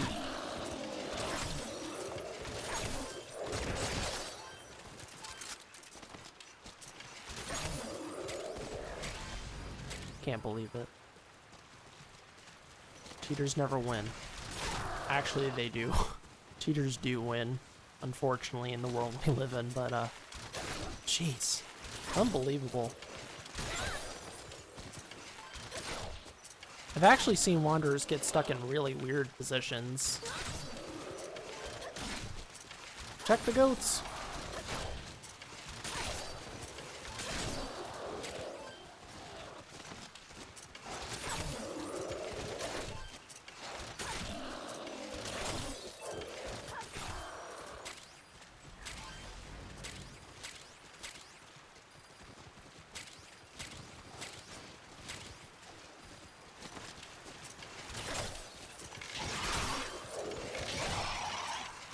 Ah!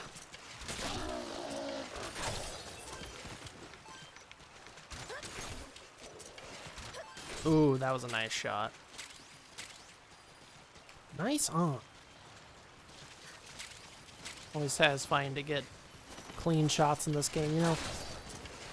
The combat in this game is really satisfying. It's very, very sticky. I mean, yes, is this kind of repetitive? I completely agree. But getting a nice shot on a Wanderer from, you know, 300 meters away with a bow and arrow, it's fun.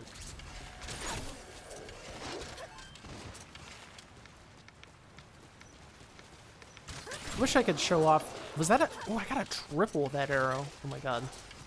And then I proceeded to miss all my arrows.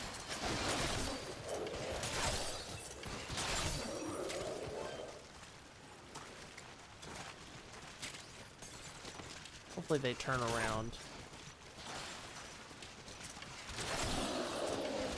And some of them did. I should be using the gun at this point.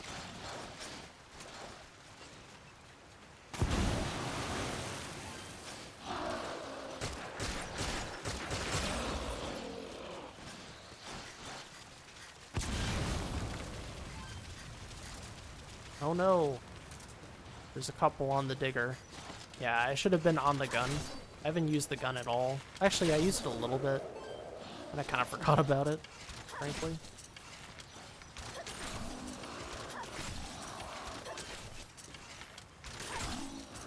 That's fine, though. This vantage point is very nice. Boosh. Boosh. Boosh.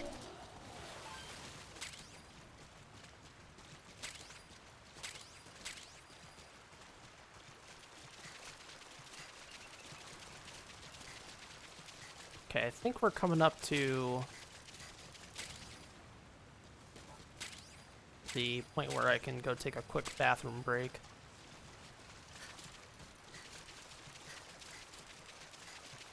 Also gonna take my chances and drink some dirty water.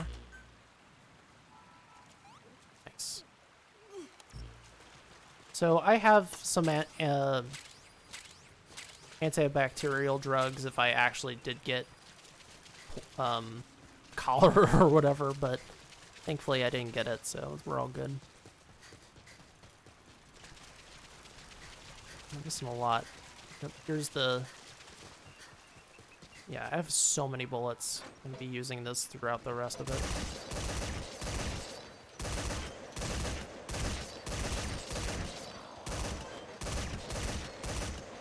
See, they guard, so you gotta wait. And... Alright, I'm gonna go take a bathroom break. I'll be right back.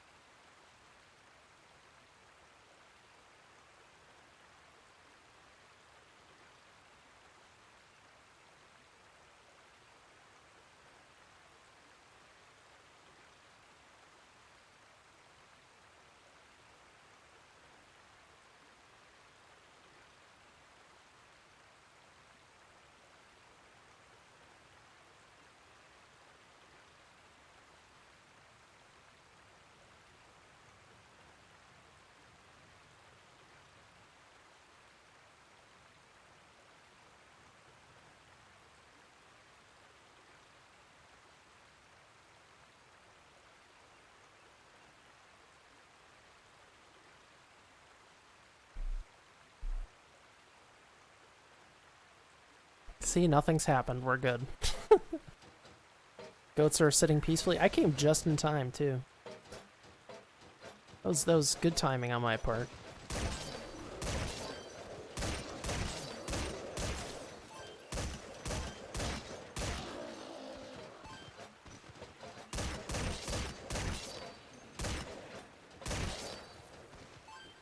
Nice.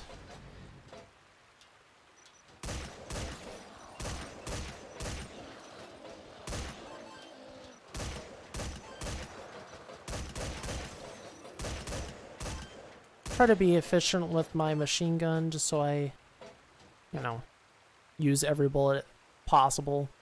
Machine guns are actually the same. There's a type D. I forgot what the other type is. Might be type B.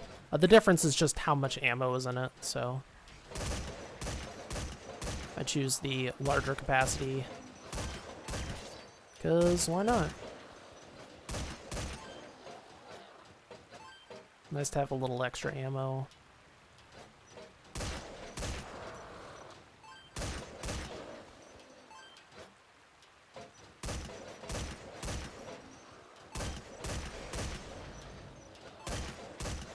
Protect the goats! That guy's moving, that guy's hustling.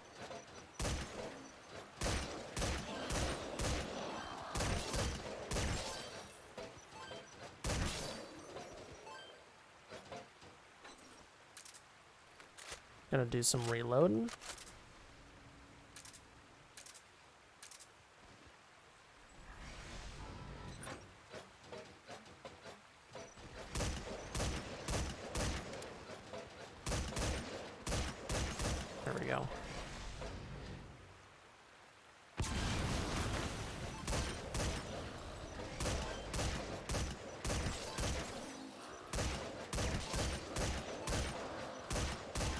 Nice point and aim, very relaxing, you know.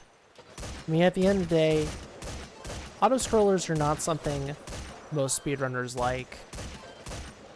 But the thing is, if you run a game that has auto-scrollers, which I have, not just this game, you have to just take it for what it is and, you know, let it go.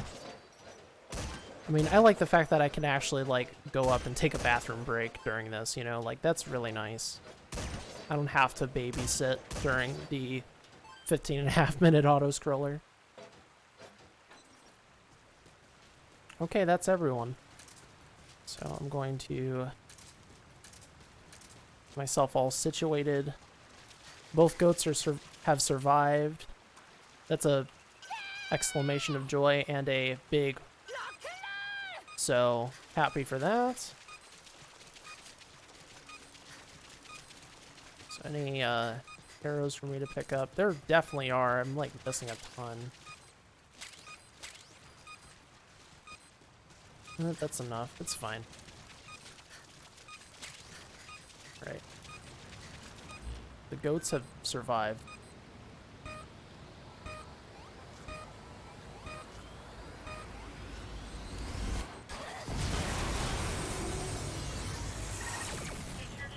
The enemy is history. So, our pal Seth has done some pretty terrible things while we were away. Yeah, this split point has changed, definitely, because I don't think I lost that much time. Anyways, he took Chris, holding him hostage, so that's not fun. And there's a lot of plot that happens right here. We learn a lot about the world and what's going on. But we'll get into that in a little bit when we have some more time. First, we need to level up.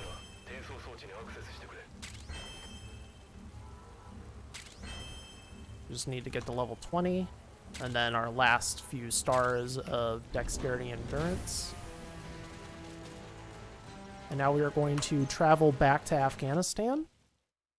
And this is the one and only boss fight in this entire speedrun. There are bosses, but they're all in post-game, so... here we go. We're going to be using our shotgun, which has overpowered shells in it, and they do crazy damage. We just need to get to his back and plow him, so to speak. So here we go. Oops.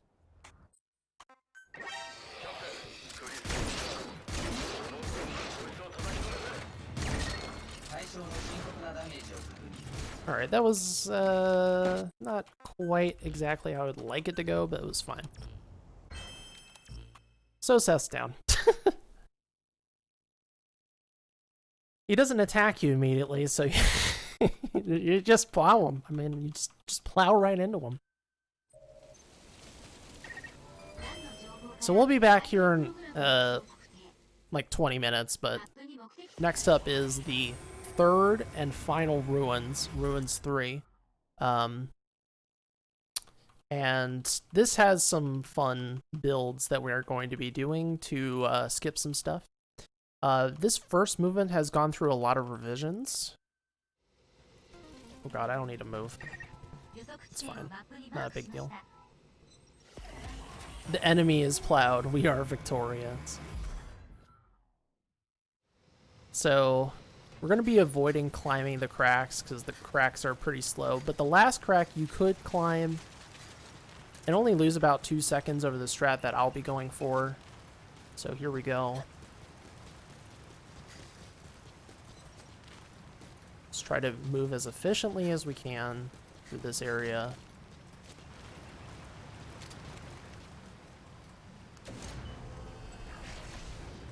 So we build a watchtower here. Oh god. Yep, that's what I worried. Yep. Alright, we just lost like 5 seconds, but whatever. It's a lame. That's lame. I didn't build it close enough to the wall. Should've just went with my gut. That's fine. No crying over spilled milk. we're gonna continue on. This area is really confusing.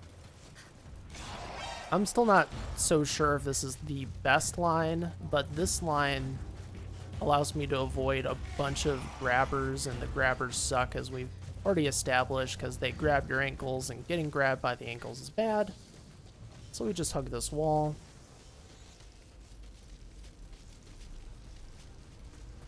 Start running again. And go through this little area here. Hopefully I don't get a drop.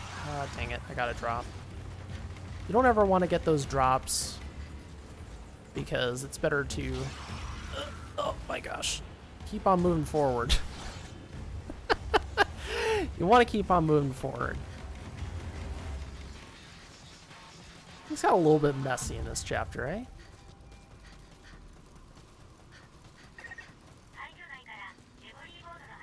It's okay. I'm not too concerned.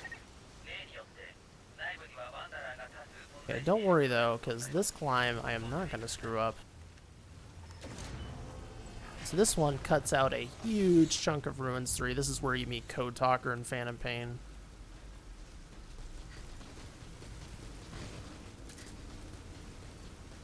That guy just fell out of the sky. That was great.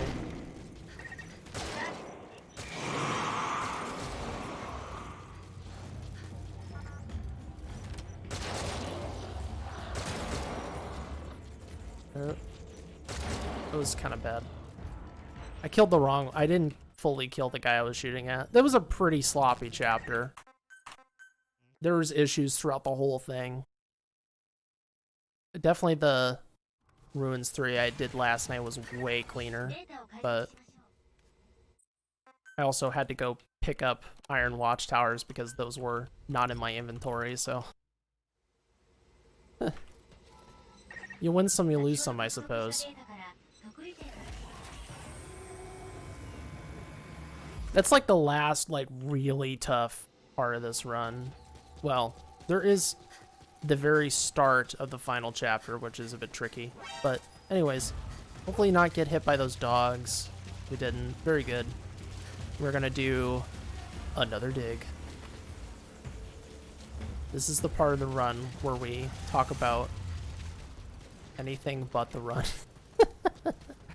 So, well, I will actually talk about the story some more once we actually get into the dig proper, since we will be doing the full, you know, the full, complete, true ending. So we'll go into what's actually happening in this game. Most people have not played this game, so they're like, what's actually going on? I'm usually pretty coy and not actually talking about the story, but I'll talk about the story a little bit during this dig, since we'll have some time. But for now, let's try to avoid getting grabbed by any ghoulies, such as that one in the water.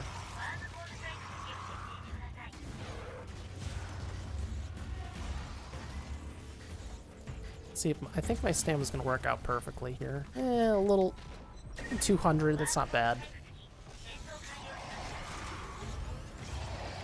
We want to end at 900 as much as possible, but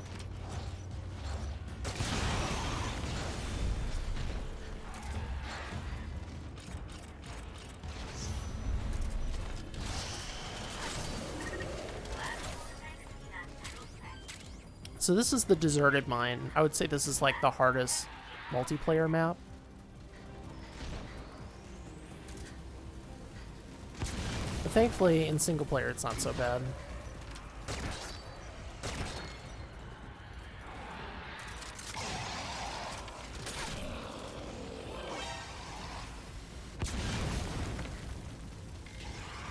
Just gotta take out those mortars ahead of time. And thankfully there's some strategic barrels we can use. Take out some groups. So let's get into, let's do some story time, folks. So you might be wondering what the heck happened to Seth there? Like, why did he turn into this like wanderer monster? Heck, you might be wondering what the heck is going on in this game anyways. So at first you thought that this was an alternate dimension, like an alternate world, an alternate planet. But the reality is that is not the case. This is actually the planet Earth. Same timeline as the whole Metal Gear series. The thing is, though, this game takes place hundreds of years into the future after, you know, the final game of the plot, which I believe is Rising. So hundreds of years into the future, all that stuff didn't really matter because nanomachines became basically this virus. Everything became nanomachines. All these monsters are nanomachine monsters. The dust is also a function of the nanomachines, and the Lord of Dust is basically like this gigantic nanomachine monster that wants to devour everything and turn it into nanomachines. It's pretty great. So, Seth is basically like, yeah, man, we should join the nanomachine unit, like the nanomachine hive mind. See, but it's kind of fun. It's funny because, like, you know, like MGS4, everything gets justified through nanomachines, and then this game, it's like, well, what if nanomachines just ruined everything? You know, it's just like taking the logic of this series one step further. It's a little bit more complicated than that, but that's like the basic premise. We're also infected with like this weird virus thing going on. Like it takes over the captain's arm. And it's something that is kind of a problem because we could become a wanderer as well. In any case, Seth's all about the nanomachine life. We put him down. And the reality is, the kid we are about to send off into an actual wormhole that will take him home is Good Luck. So the kid who we've, you know, rescued in this alternate dimension is Good Luck, who in turn sets in event everything that happens in this game. Us going to D-Tay, basically getting everything set up so the world can be saved, because what the Lord of Dust wants to do is travel back in time and devour everything, which sets off the events. It's you know, crazy time travel plot, right? So Chris, Good Luck, sets in motion all the events to get people here to save the world and stop the Lord of Dust menace. Yeah, it is. Yes, exactly, Disc. Exactly. They took the nanomachine ridiculous to its most absurd conclusion, where everything just turned to nanomachines, and nanomachines were like this virus. So we'll get into what happens at the very end of the game. I'm not going to spoil like how we deal with the Lord of Dust, but that is like the main plot twist of this game. Chris being Good Luck, and that this is not some alternate universe, which is whatever, like, this is what you think, like, as you play the game, like, oh, this is just some weird alternate universe thing going on. Like, this isn't actually, this is just some weird thing going on. We're just trying to get back home, but we're actually here to save the world, of course.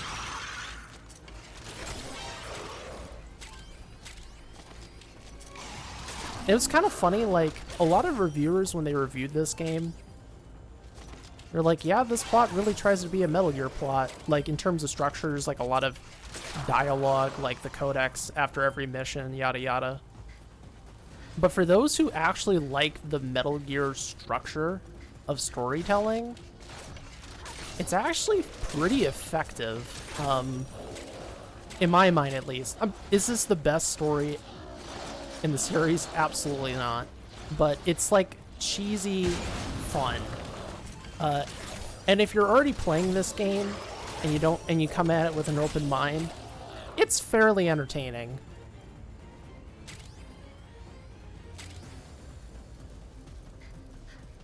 It's just that most people, when they approach this game, they kind of like cross their arms, and they're just like, ugh. So, and part of that for me as well is that I feel like the way it's told and just the ridiculous turns it takes make it more entertaining of a story than Phantom Pain, which Phantom Pain feels extremely dry in terms of its storytelling. Like, all the story is stuck behind the tapes. And there actually are tapes in this game. And they go into... basically, there was a crew that was here before us, and they died due to various reasons. Though one of the reasons is Seth. Early on in the game, there was a guy who we took his air tank from, and he had a gunshot wound, which, of course, like, do you see any of these wanderers with guns? The only thing that's even close to that is the mortar. It does fire, like, bullets, so to speak, but of course, like, a execution-style gunshot seems a bit strange. And that's Seth. Because Seth basically wants all of our efforts to fail. It's like the... What's the name of the one Tarian? Or whatever from Mass Effect 1, who's like the main antagonist, who's like, we're gonna join the Covenant or whatever. I forget the terms and stuff, but it's kind of like that. Or like that one character in the Matrix. It's like, ignorance is bliss. Yeah, Seraph. It's that same concept. Like, I'd rather join this faction, but I'm gonna trick all of you into doing stuff to help me out. Because the reason we went and get Sahelanthropus is so we can use its railgun to defeat the Lord of Dust. So...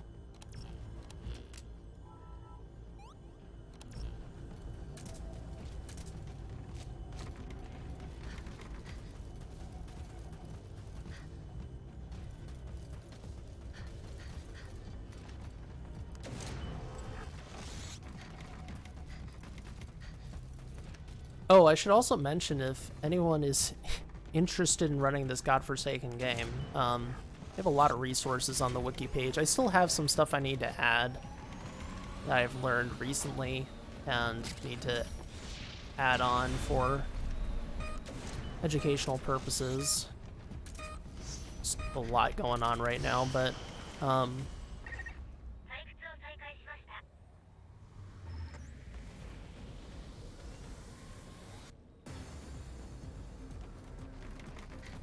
and if anyone wants to learn this game and they're on PC, which is the platform I would suggest since it loads the fastest, blah, blah, blah, though I'm sure Xbox Series X might be okay, depending on how long this game even exists. I'm sure you get pretty good performance on the Series X. But,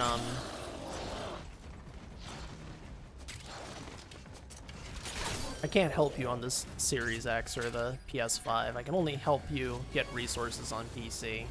So.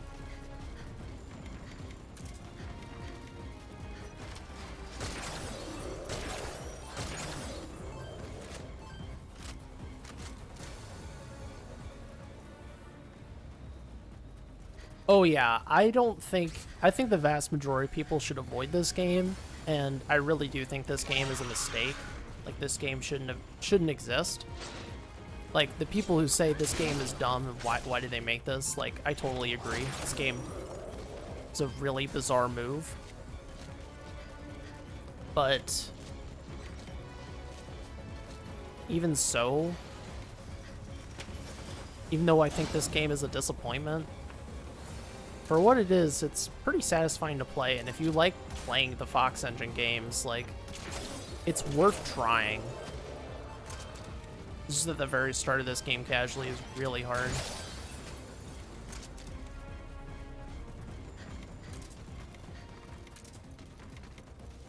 Yeah, like the whole structure of how they did these Fox Engine games, I'm not a big fan of. I don't think Ground Zeroes should have been a separate game.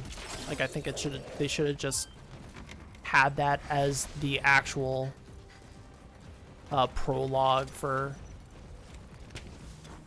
TPP. But they didn't do that. They made it a separate game, and of course the mechanics changed a little bit between the games, which is pretty annoying. Like, they could have just had it cooking in the oven, but I'm guessing that was a decision from Konami, not from the developers. I'm not sure what with all that. Also, you're supposed to return to that area in Phantom Pain. That never happened.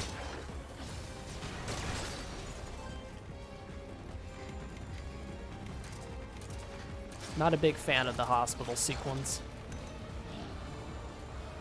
It's so separate from the rest of the game, and even though there's like a plot payoff by the end, it's like, you know, I could do without.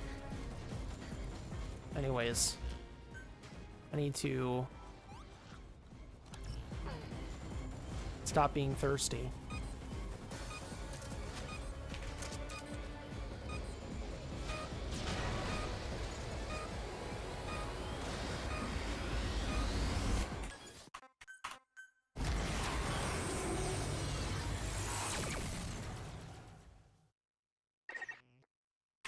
Not bad. Yeah, that time loss was because of different split points. Don't worry about it.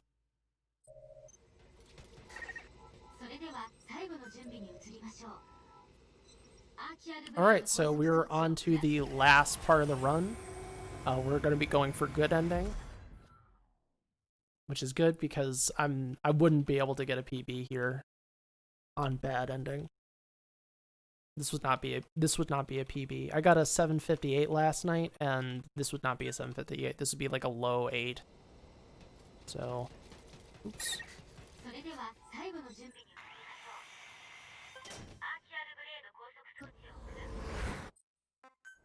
Actually, like a mid 8.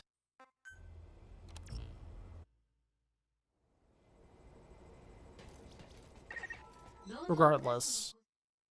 So the very start of this, I need to get to the bottom from this tower. And I don't want to break my legs or die. Either are big risks, so I'm going to be taking a strat that is a little bit safer but loses me a little bit of time.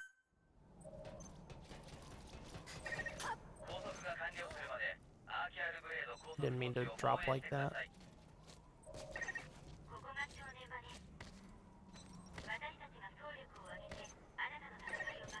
So that's the easy way. There's a way to drop further, but you have to be in just the right position or else you'll die, and I don't want to deal with that. So when we hang off this, that way we don't risk breaking our ankles. Now we cut through. So we have to activate the trap. This is the one part of the game where we can save some time. We're just going to immediately activate the trap. Also, there should be music here. I don't know why the music isn't playing. It's kind of strange. But whatever. Alright, so this is just another defense. This defense, though, has a lot of enemies that are going to be showing up.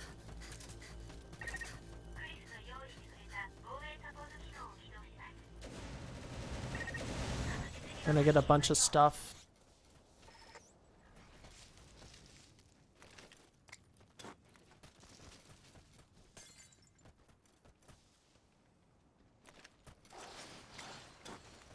And it's just, you know, classic stuff.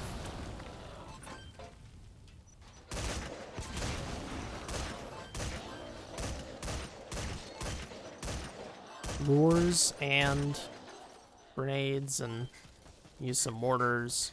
Try to be efficient with I don't want to waste a lot of ammo, though I am pretty much done running this game after this run, so. But for whenever I decide to do another run, I want to try to be conservative with my stuff.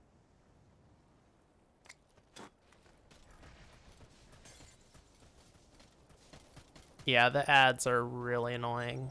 I don't disagree.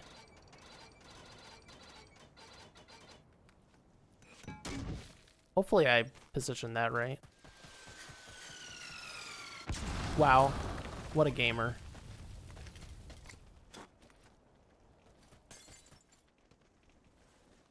What a gamer.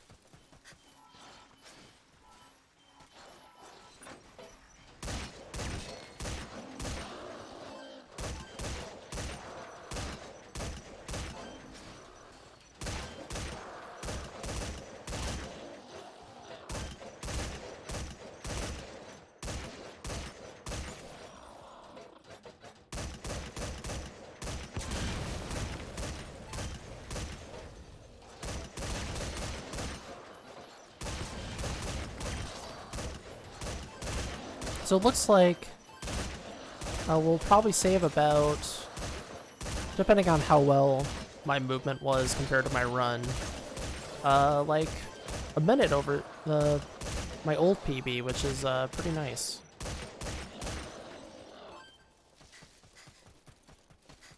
Not bad at all, honestly. No, these aren't carrots. I want some carrots.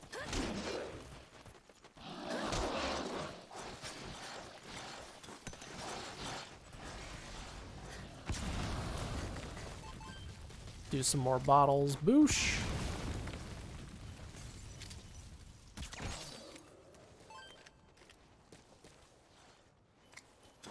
Classic combos. This time I'm gonna use a Molotov.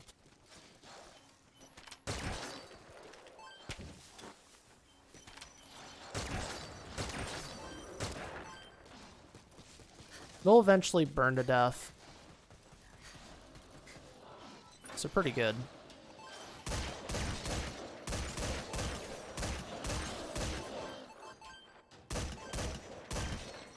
Gotta love that notification sound.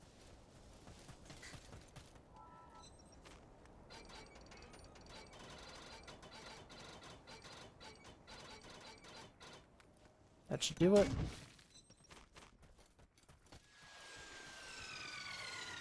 Boom. Perfect.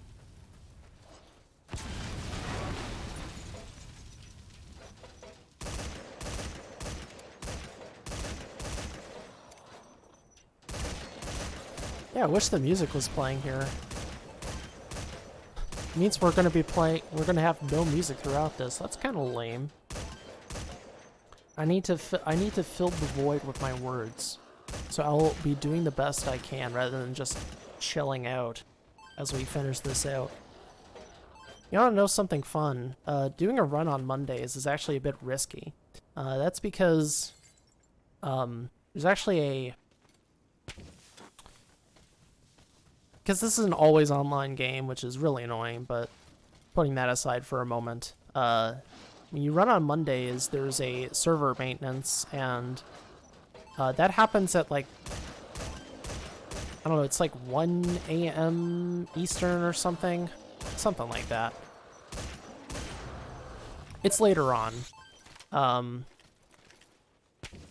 And yeah, it should have been playing the moment. There should have been a track playing when I was going down that tower, but it wasn't playing. It's kind of weird. Alright, we did it. So that's wave 1.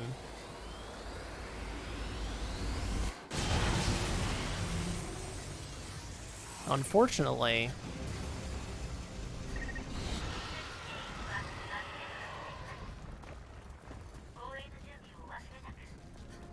you cannot activate this early. There's the song. So we can just kind of hang around. I'm gonna refill my ammo. Actually, let's have a little bit of fun. I'm going to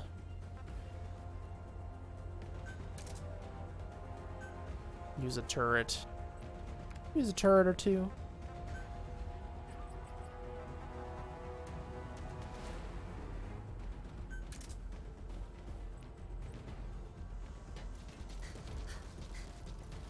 For funsies.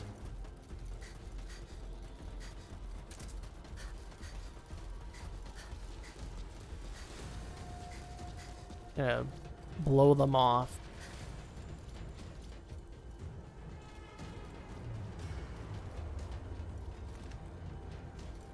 So we'll put it like this.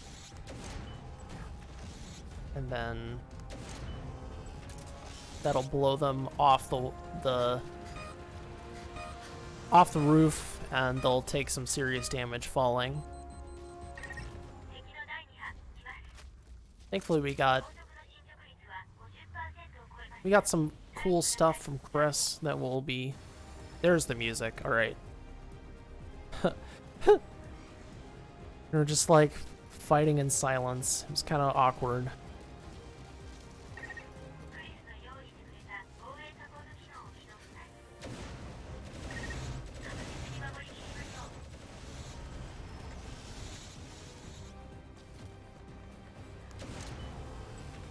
Cool. Could also use a melee weapon here.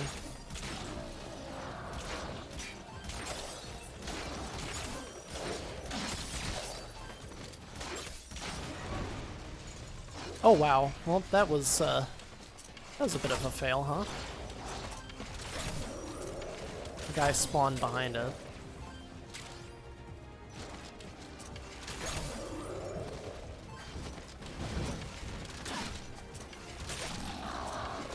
These are flame traps. They catch on fire. It's good.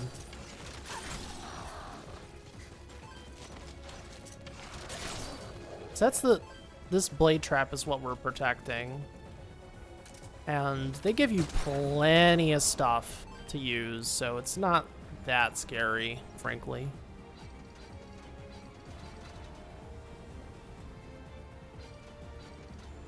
Like, I can just kind of hang around and emote.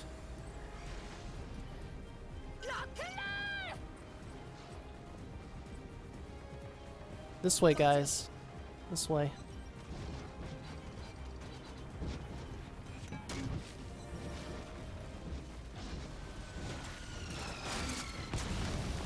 I don't want to use these overpowered rounds. I want to save. I want to save them. Shotgun for last resort.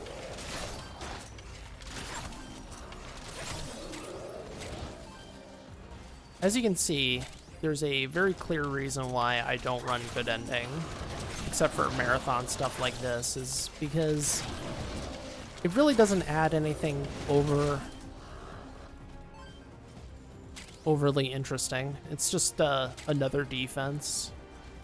So the only part of the run is for this is the very start and the very end, when we killed the Lord of Dust with a railgun and getting to activate the trap. So nothing too significant. But since I got a really nice PB last night in bad ending, I was like, well, you know what? This will be a perfect opportunity for me to use the fact that I've been running this game for, you know, give or take a month, and get a PB in this category I don't really care about.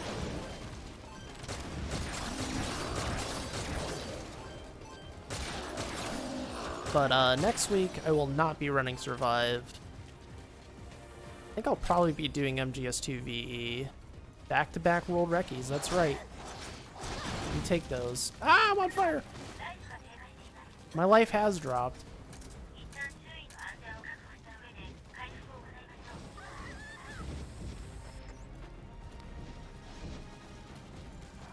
Do do do do do do do do.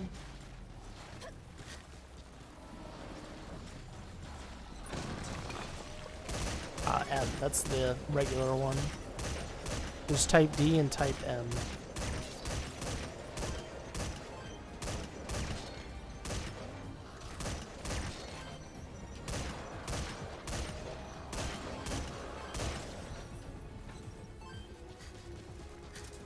Alright, who we got next? I think it's mortar time.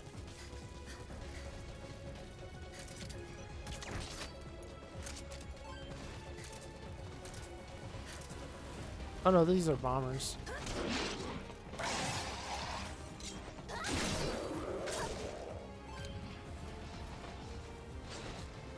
They attack really slowly. So, as long as you don't, you know, get smacked, you're fine.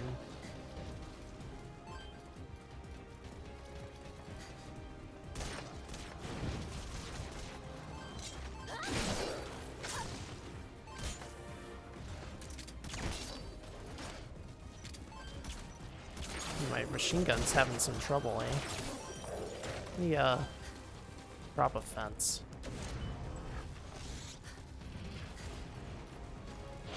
Just play Ring Around the Rosie. Boom.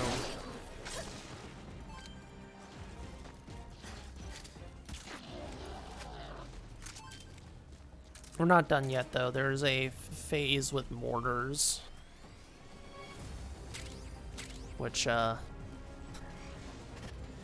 it's incredible I remember this stuff, but, you know, this game is so memorable.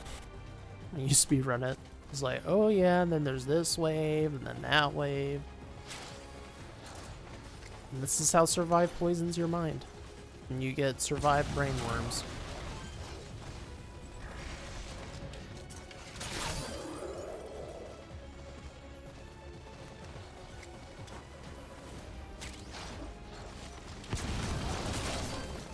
These guys are having fun at this fence.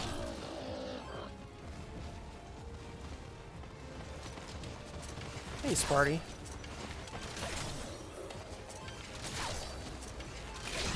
We've come just in time for me to achieve a new record. Assuming, you know, the game doesn't crash or something. Because that could happen.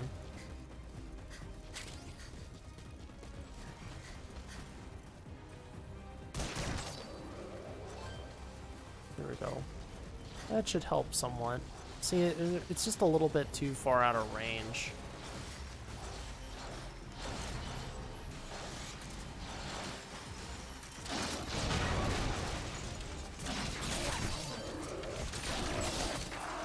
There we go.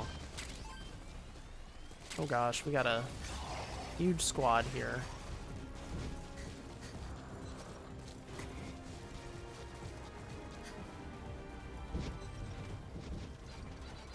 The mortars are kind of a trap because, like, if you use them on your stuff, they're gonna break it. I don't want to do that.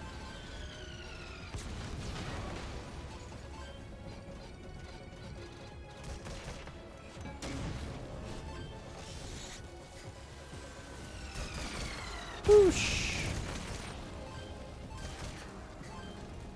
More mortars to use. Might as well, just to save on resources. This would really matter if you're doing a new game run. But we're not, so it's not much to be concerned about here. And no, you don't save time by, like, taking out these enemies faster. There's no timer, but there is a timer going right now.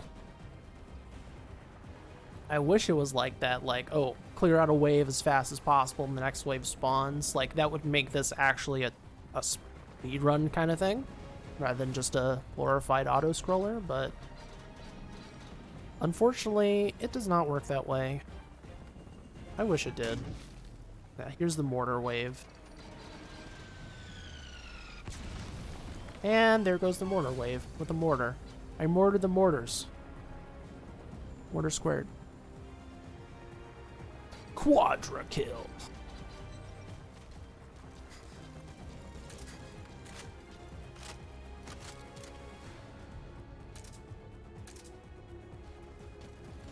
And as soon as they came, they left.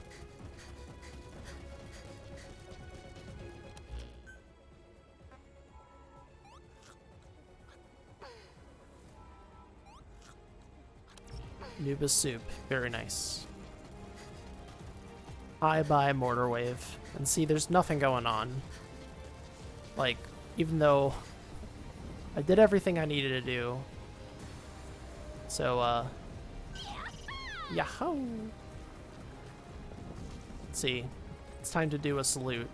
I salute you, chat. Thank you for watching this run.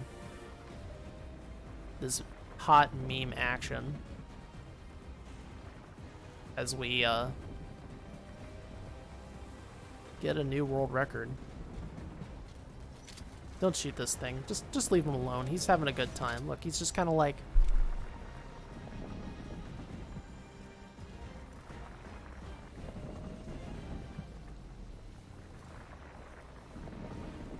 He's just vibing, you know? Warrior Dust is just vibing.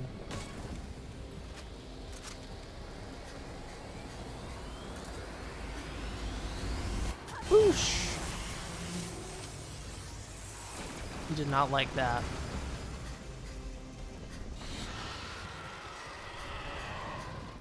Fun fact, Laura Dust, along with all the other creatures, are designed by Sato, who also designed creatures in the Silent Hill series.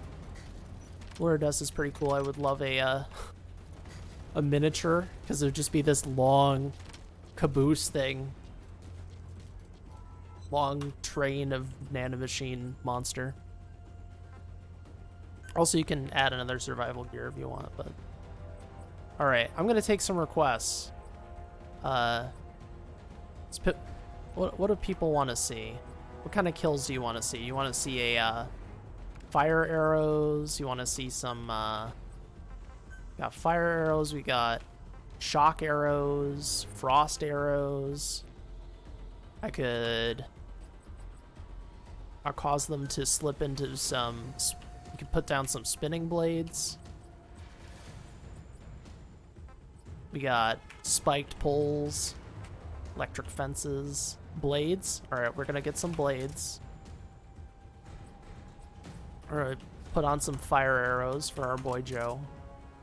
Any other requests, people? This is half the fun of the game, is just killing these things in whatever way you want. Uh-oh. The trap process is nearly complete. I believe.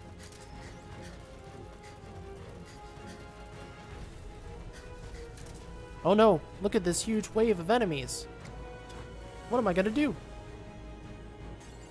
Huh? What's this? Boosh. Yeah!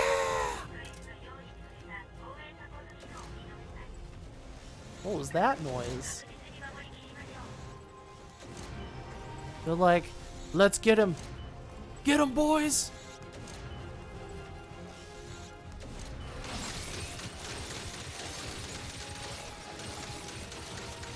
Oh my, it looks like I made a mess.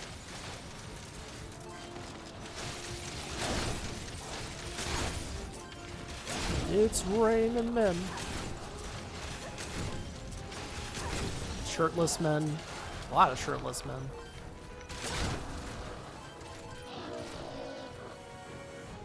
Alright, I gotta bring them all to this blade trap. Let's watch this.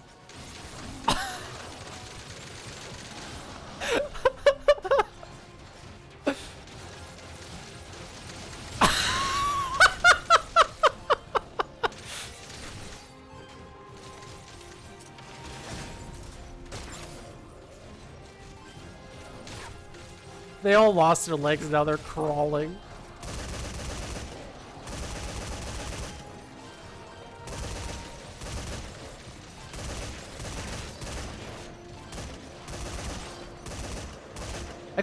You could honestly use blade traps in this run as well. Like, I could see a blade trap working kind of well for like the Nicholas defense potentially. Like, you could put some blade traps at the start and then we'll just take a bunch of damage from that. Oh god.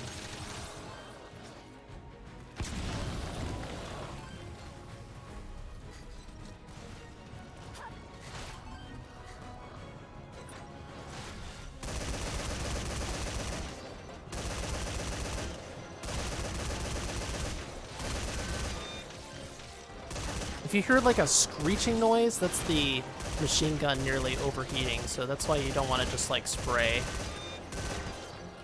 You have to pace out your shots.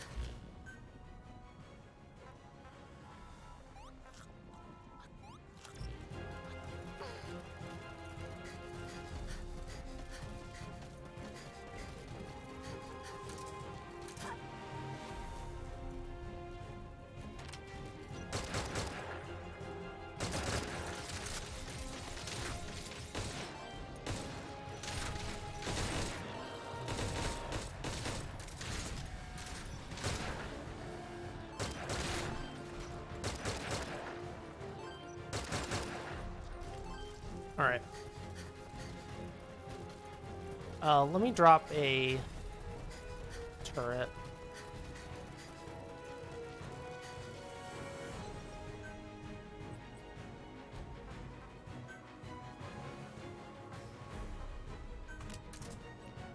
So I'm gonna put a couple down by the blade trap, just in case.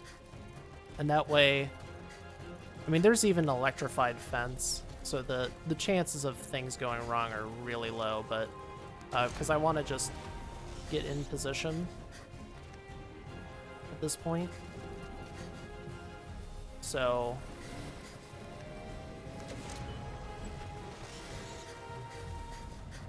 there's now very little chance of anything bad happening.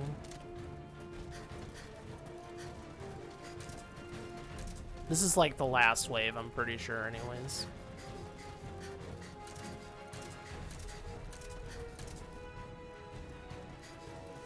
It's like a lot of guys, it's no doubt. But lore is very OP. Alright.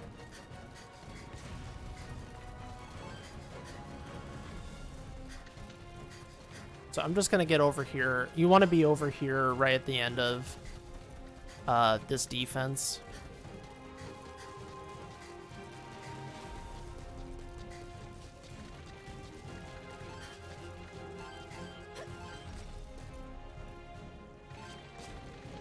That's my Gatling turret doing some nice work. Nice work, Gatling turret.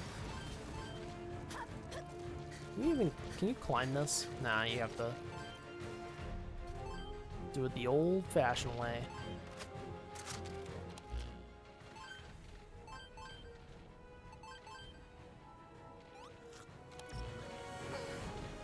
Well, that was a nice run, wouldn't you agree, chat? I really got to thank all of you for being here. I really appreciate it. And I hope you're ready for the rest of the week of speedruns on the Metal Gear Speedrunners channel. Because we're not going to be negative here. Because you're all great. So, thank you.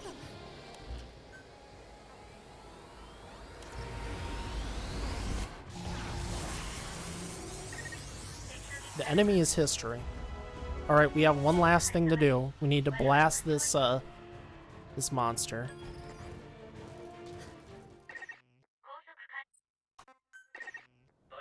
So we gotta do this twice. This is gonna charge, but we can't, it's not gonna work just on its own. Virgil is gonna help us in a minute and teach the Lord of Dust the concept of death. I'm not kidding. That's how we're gonna defeat it, by teaching it that death is a thing. Wow, that was really good RNG right there. How that thing moves is not consistent, so that was really good. We got a bunch of little cutscenes to skip where we learn who Chris really is. Now we're gonna run over here. And time is when I launch the final shot.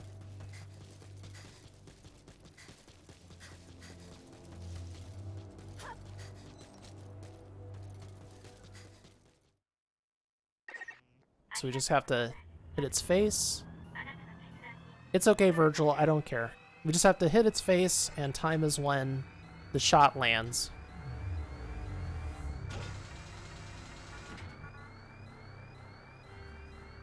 Yeah, teach nanomachines how to die.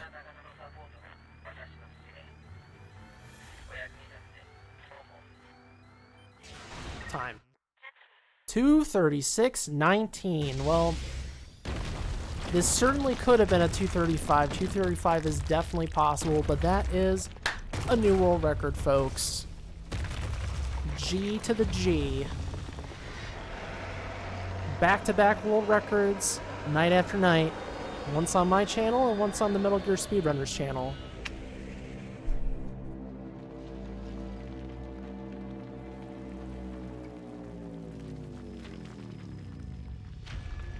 I'm glad I took that reset. I'm really glad I took that reset, honestly.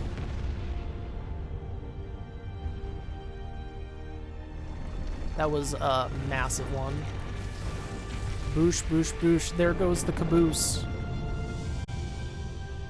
Feels good.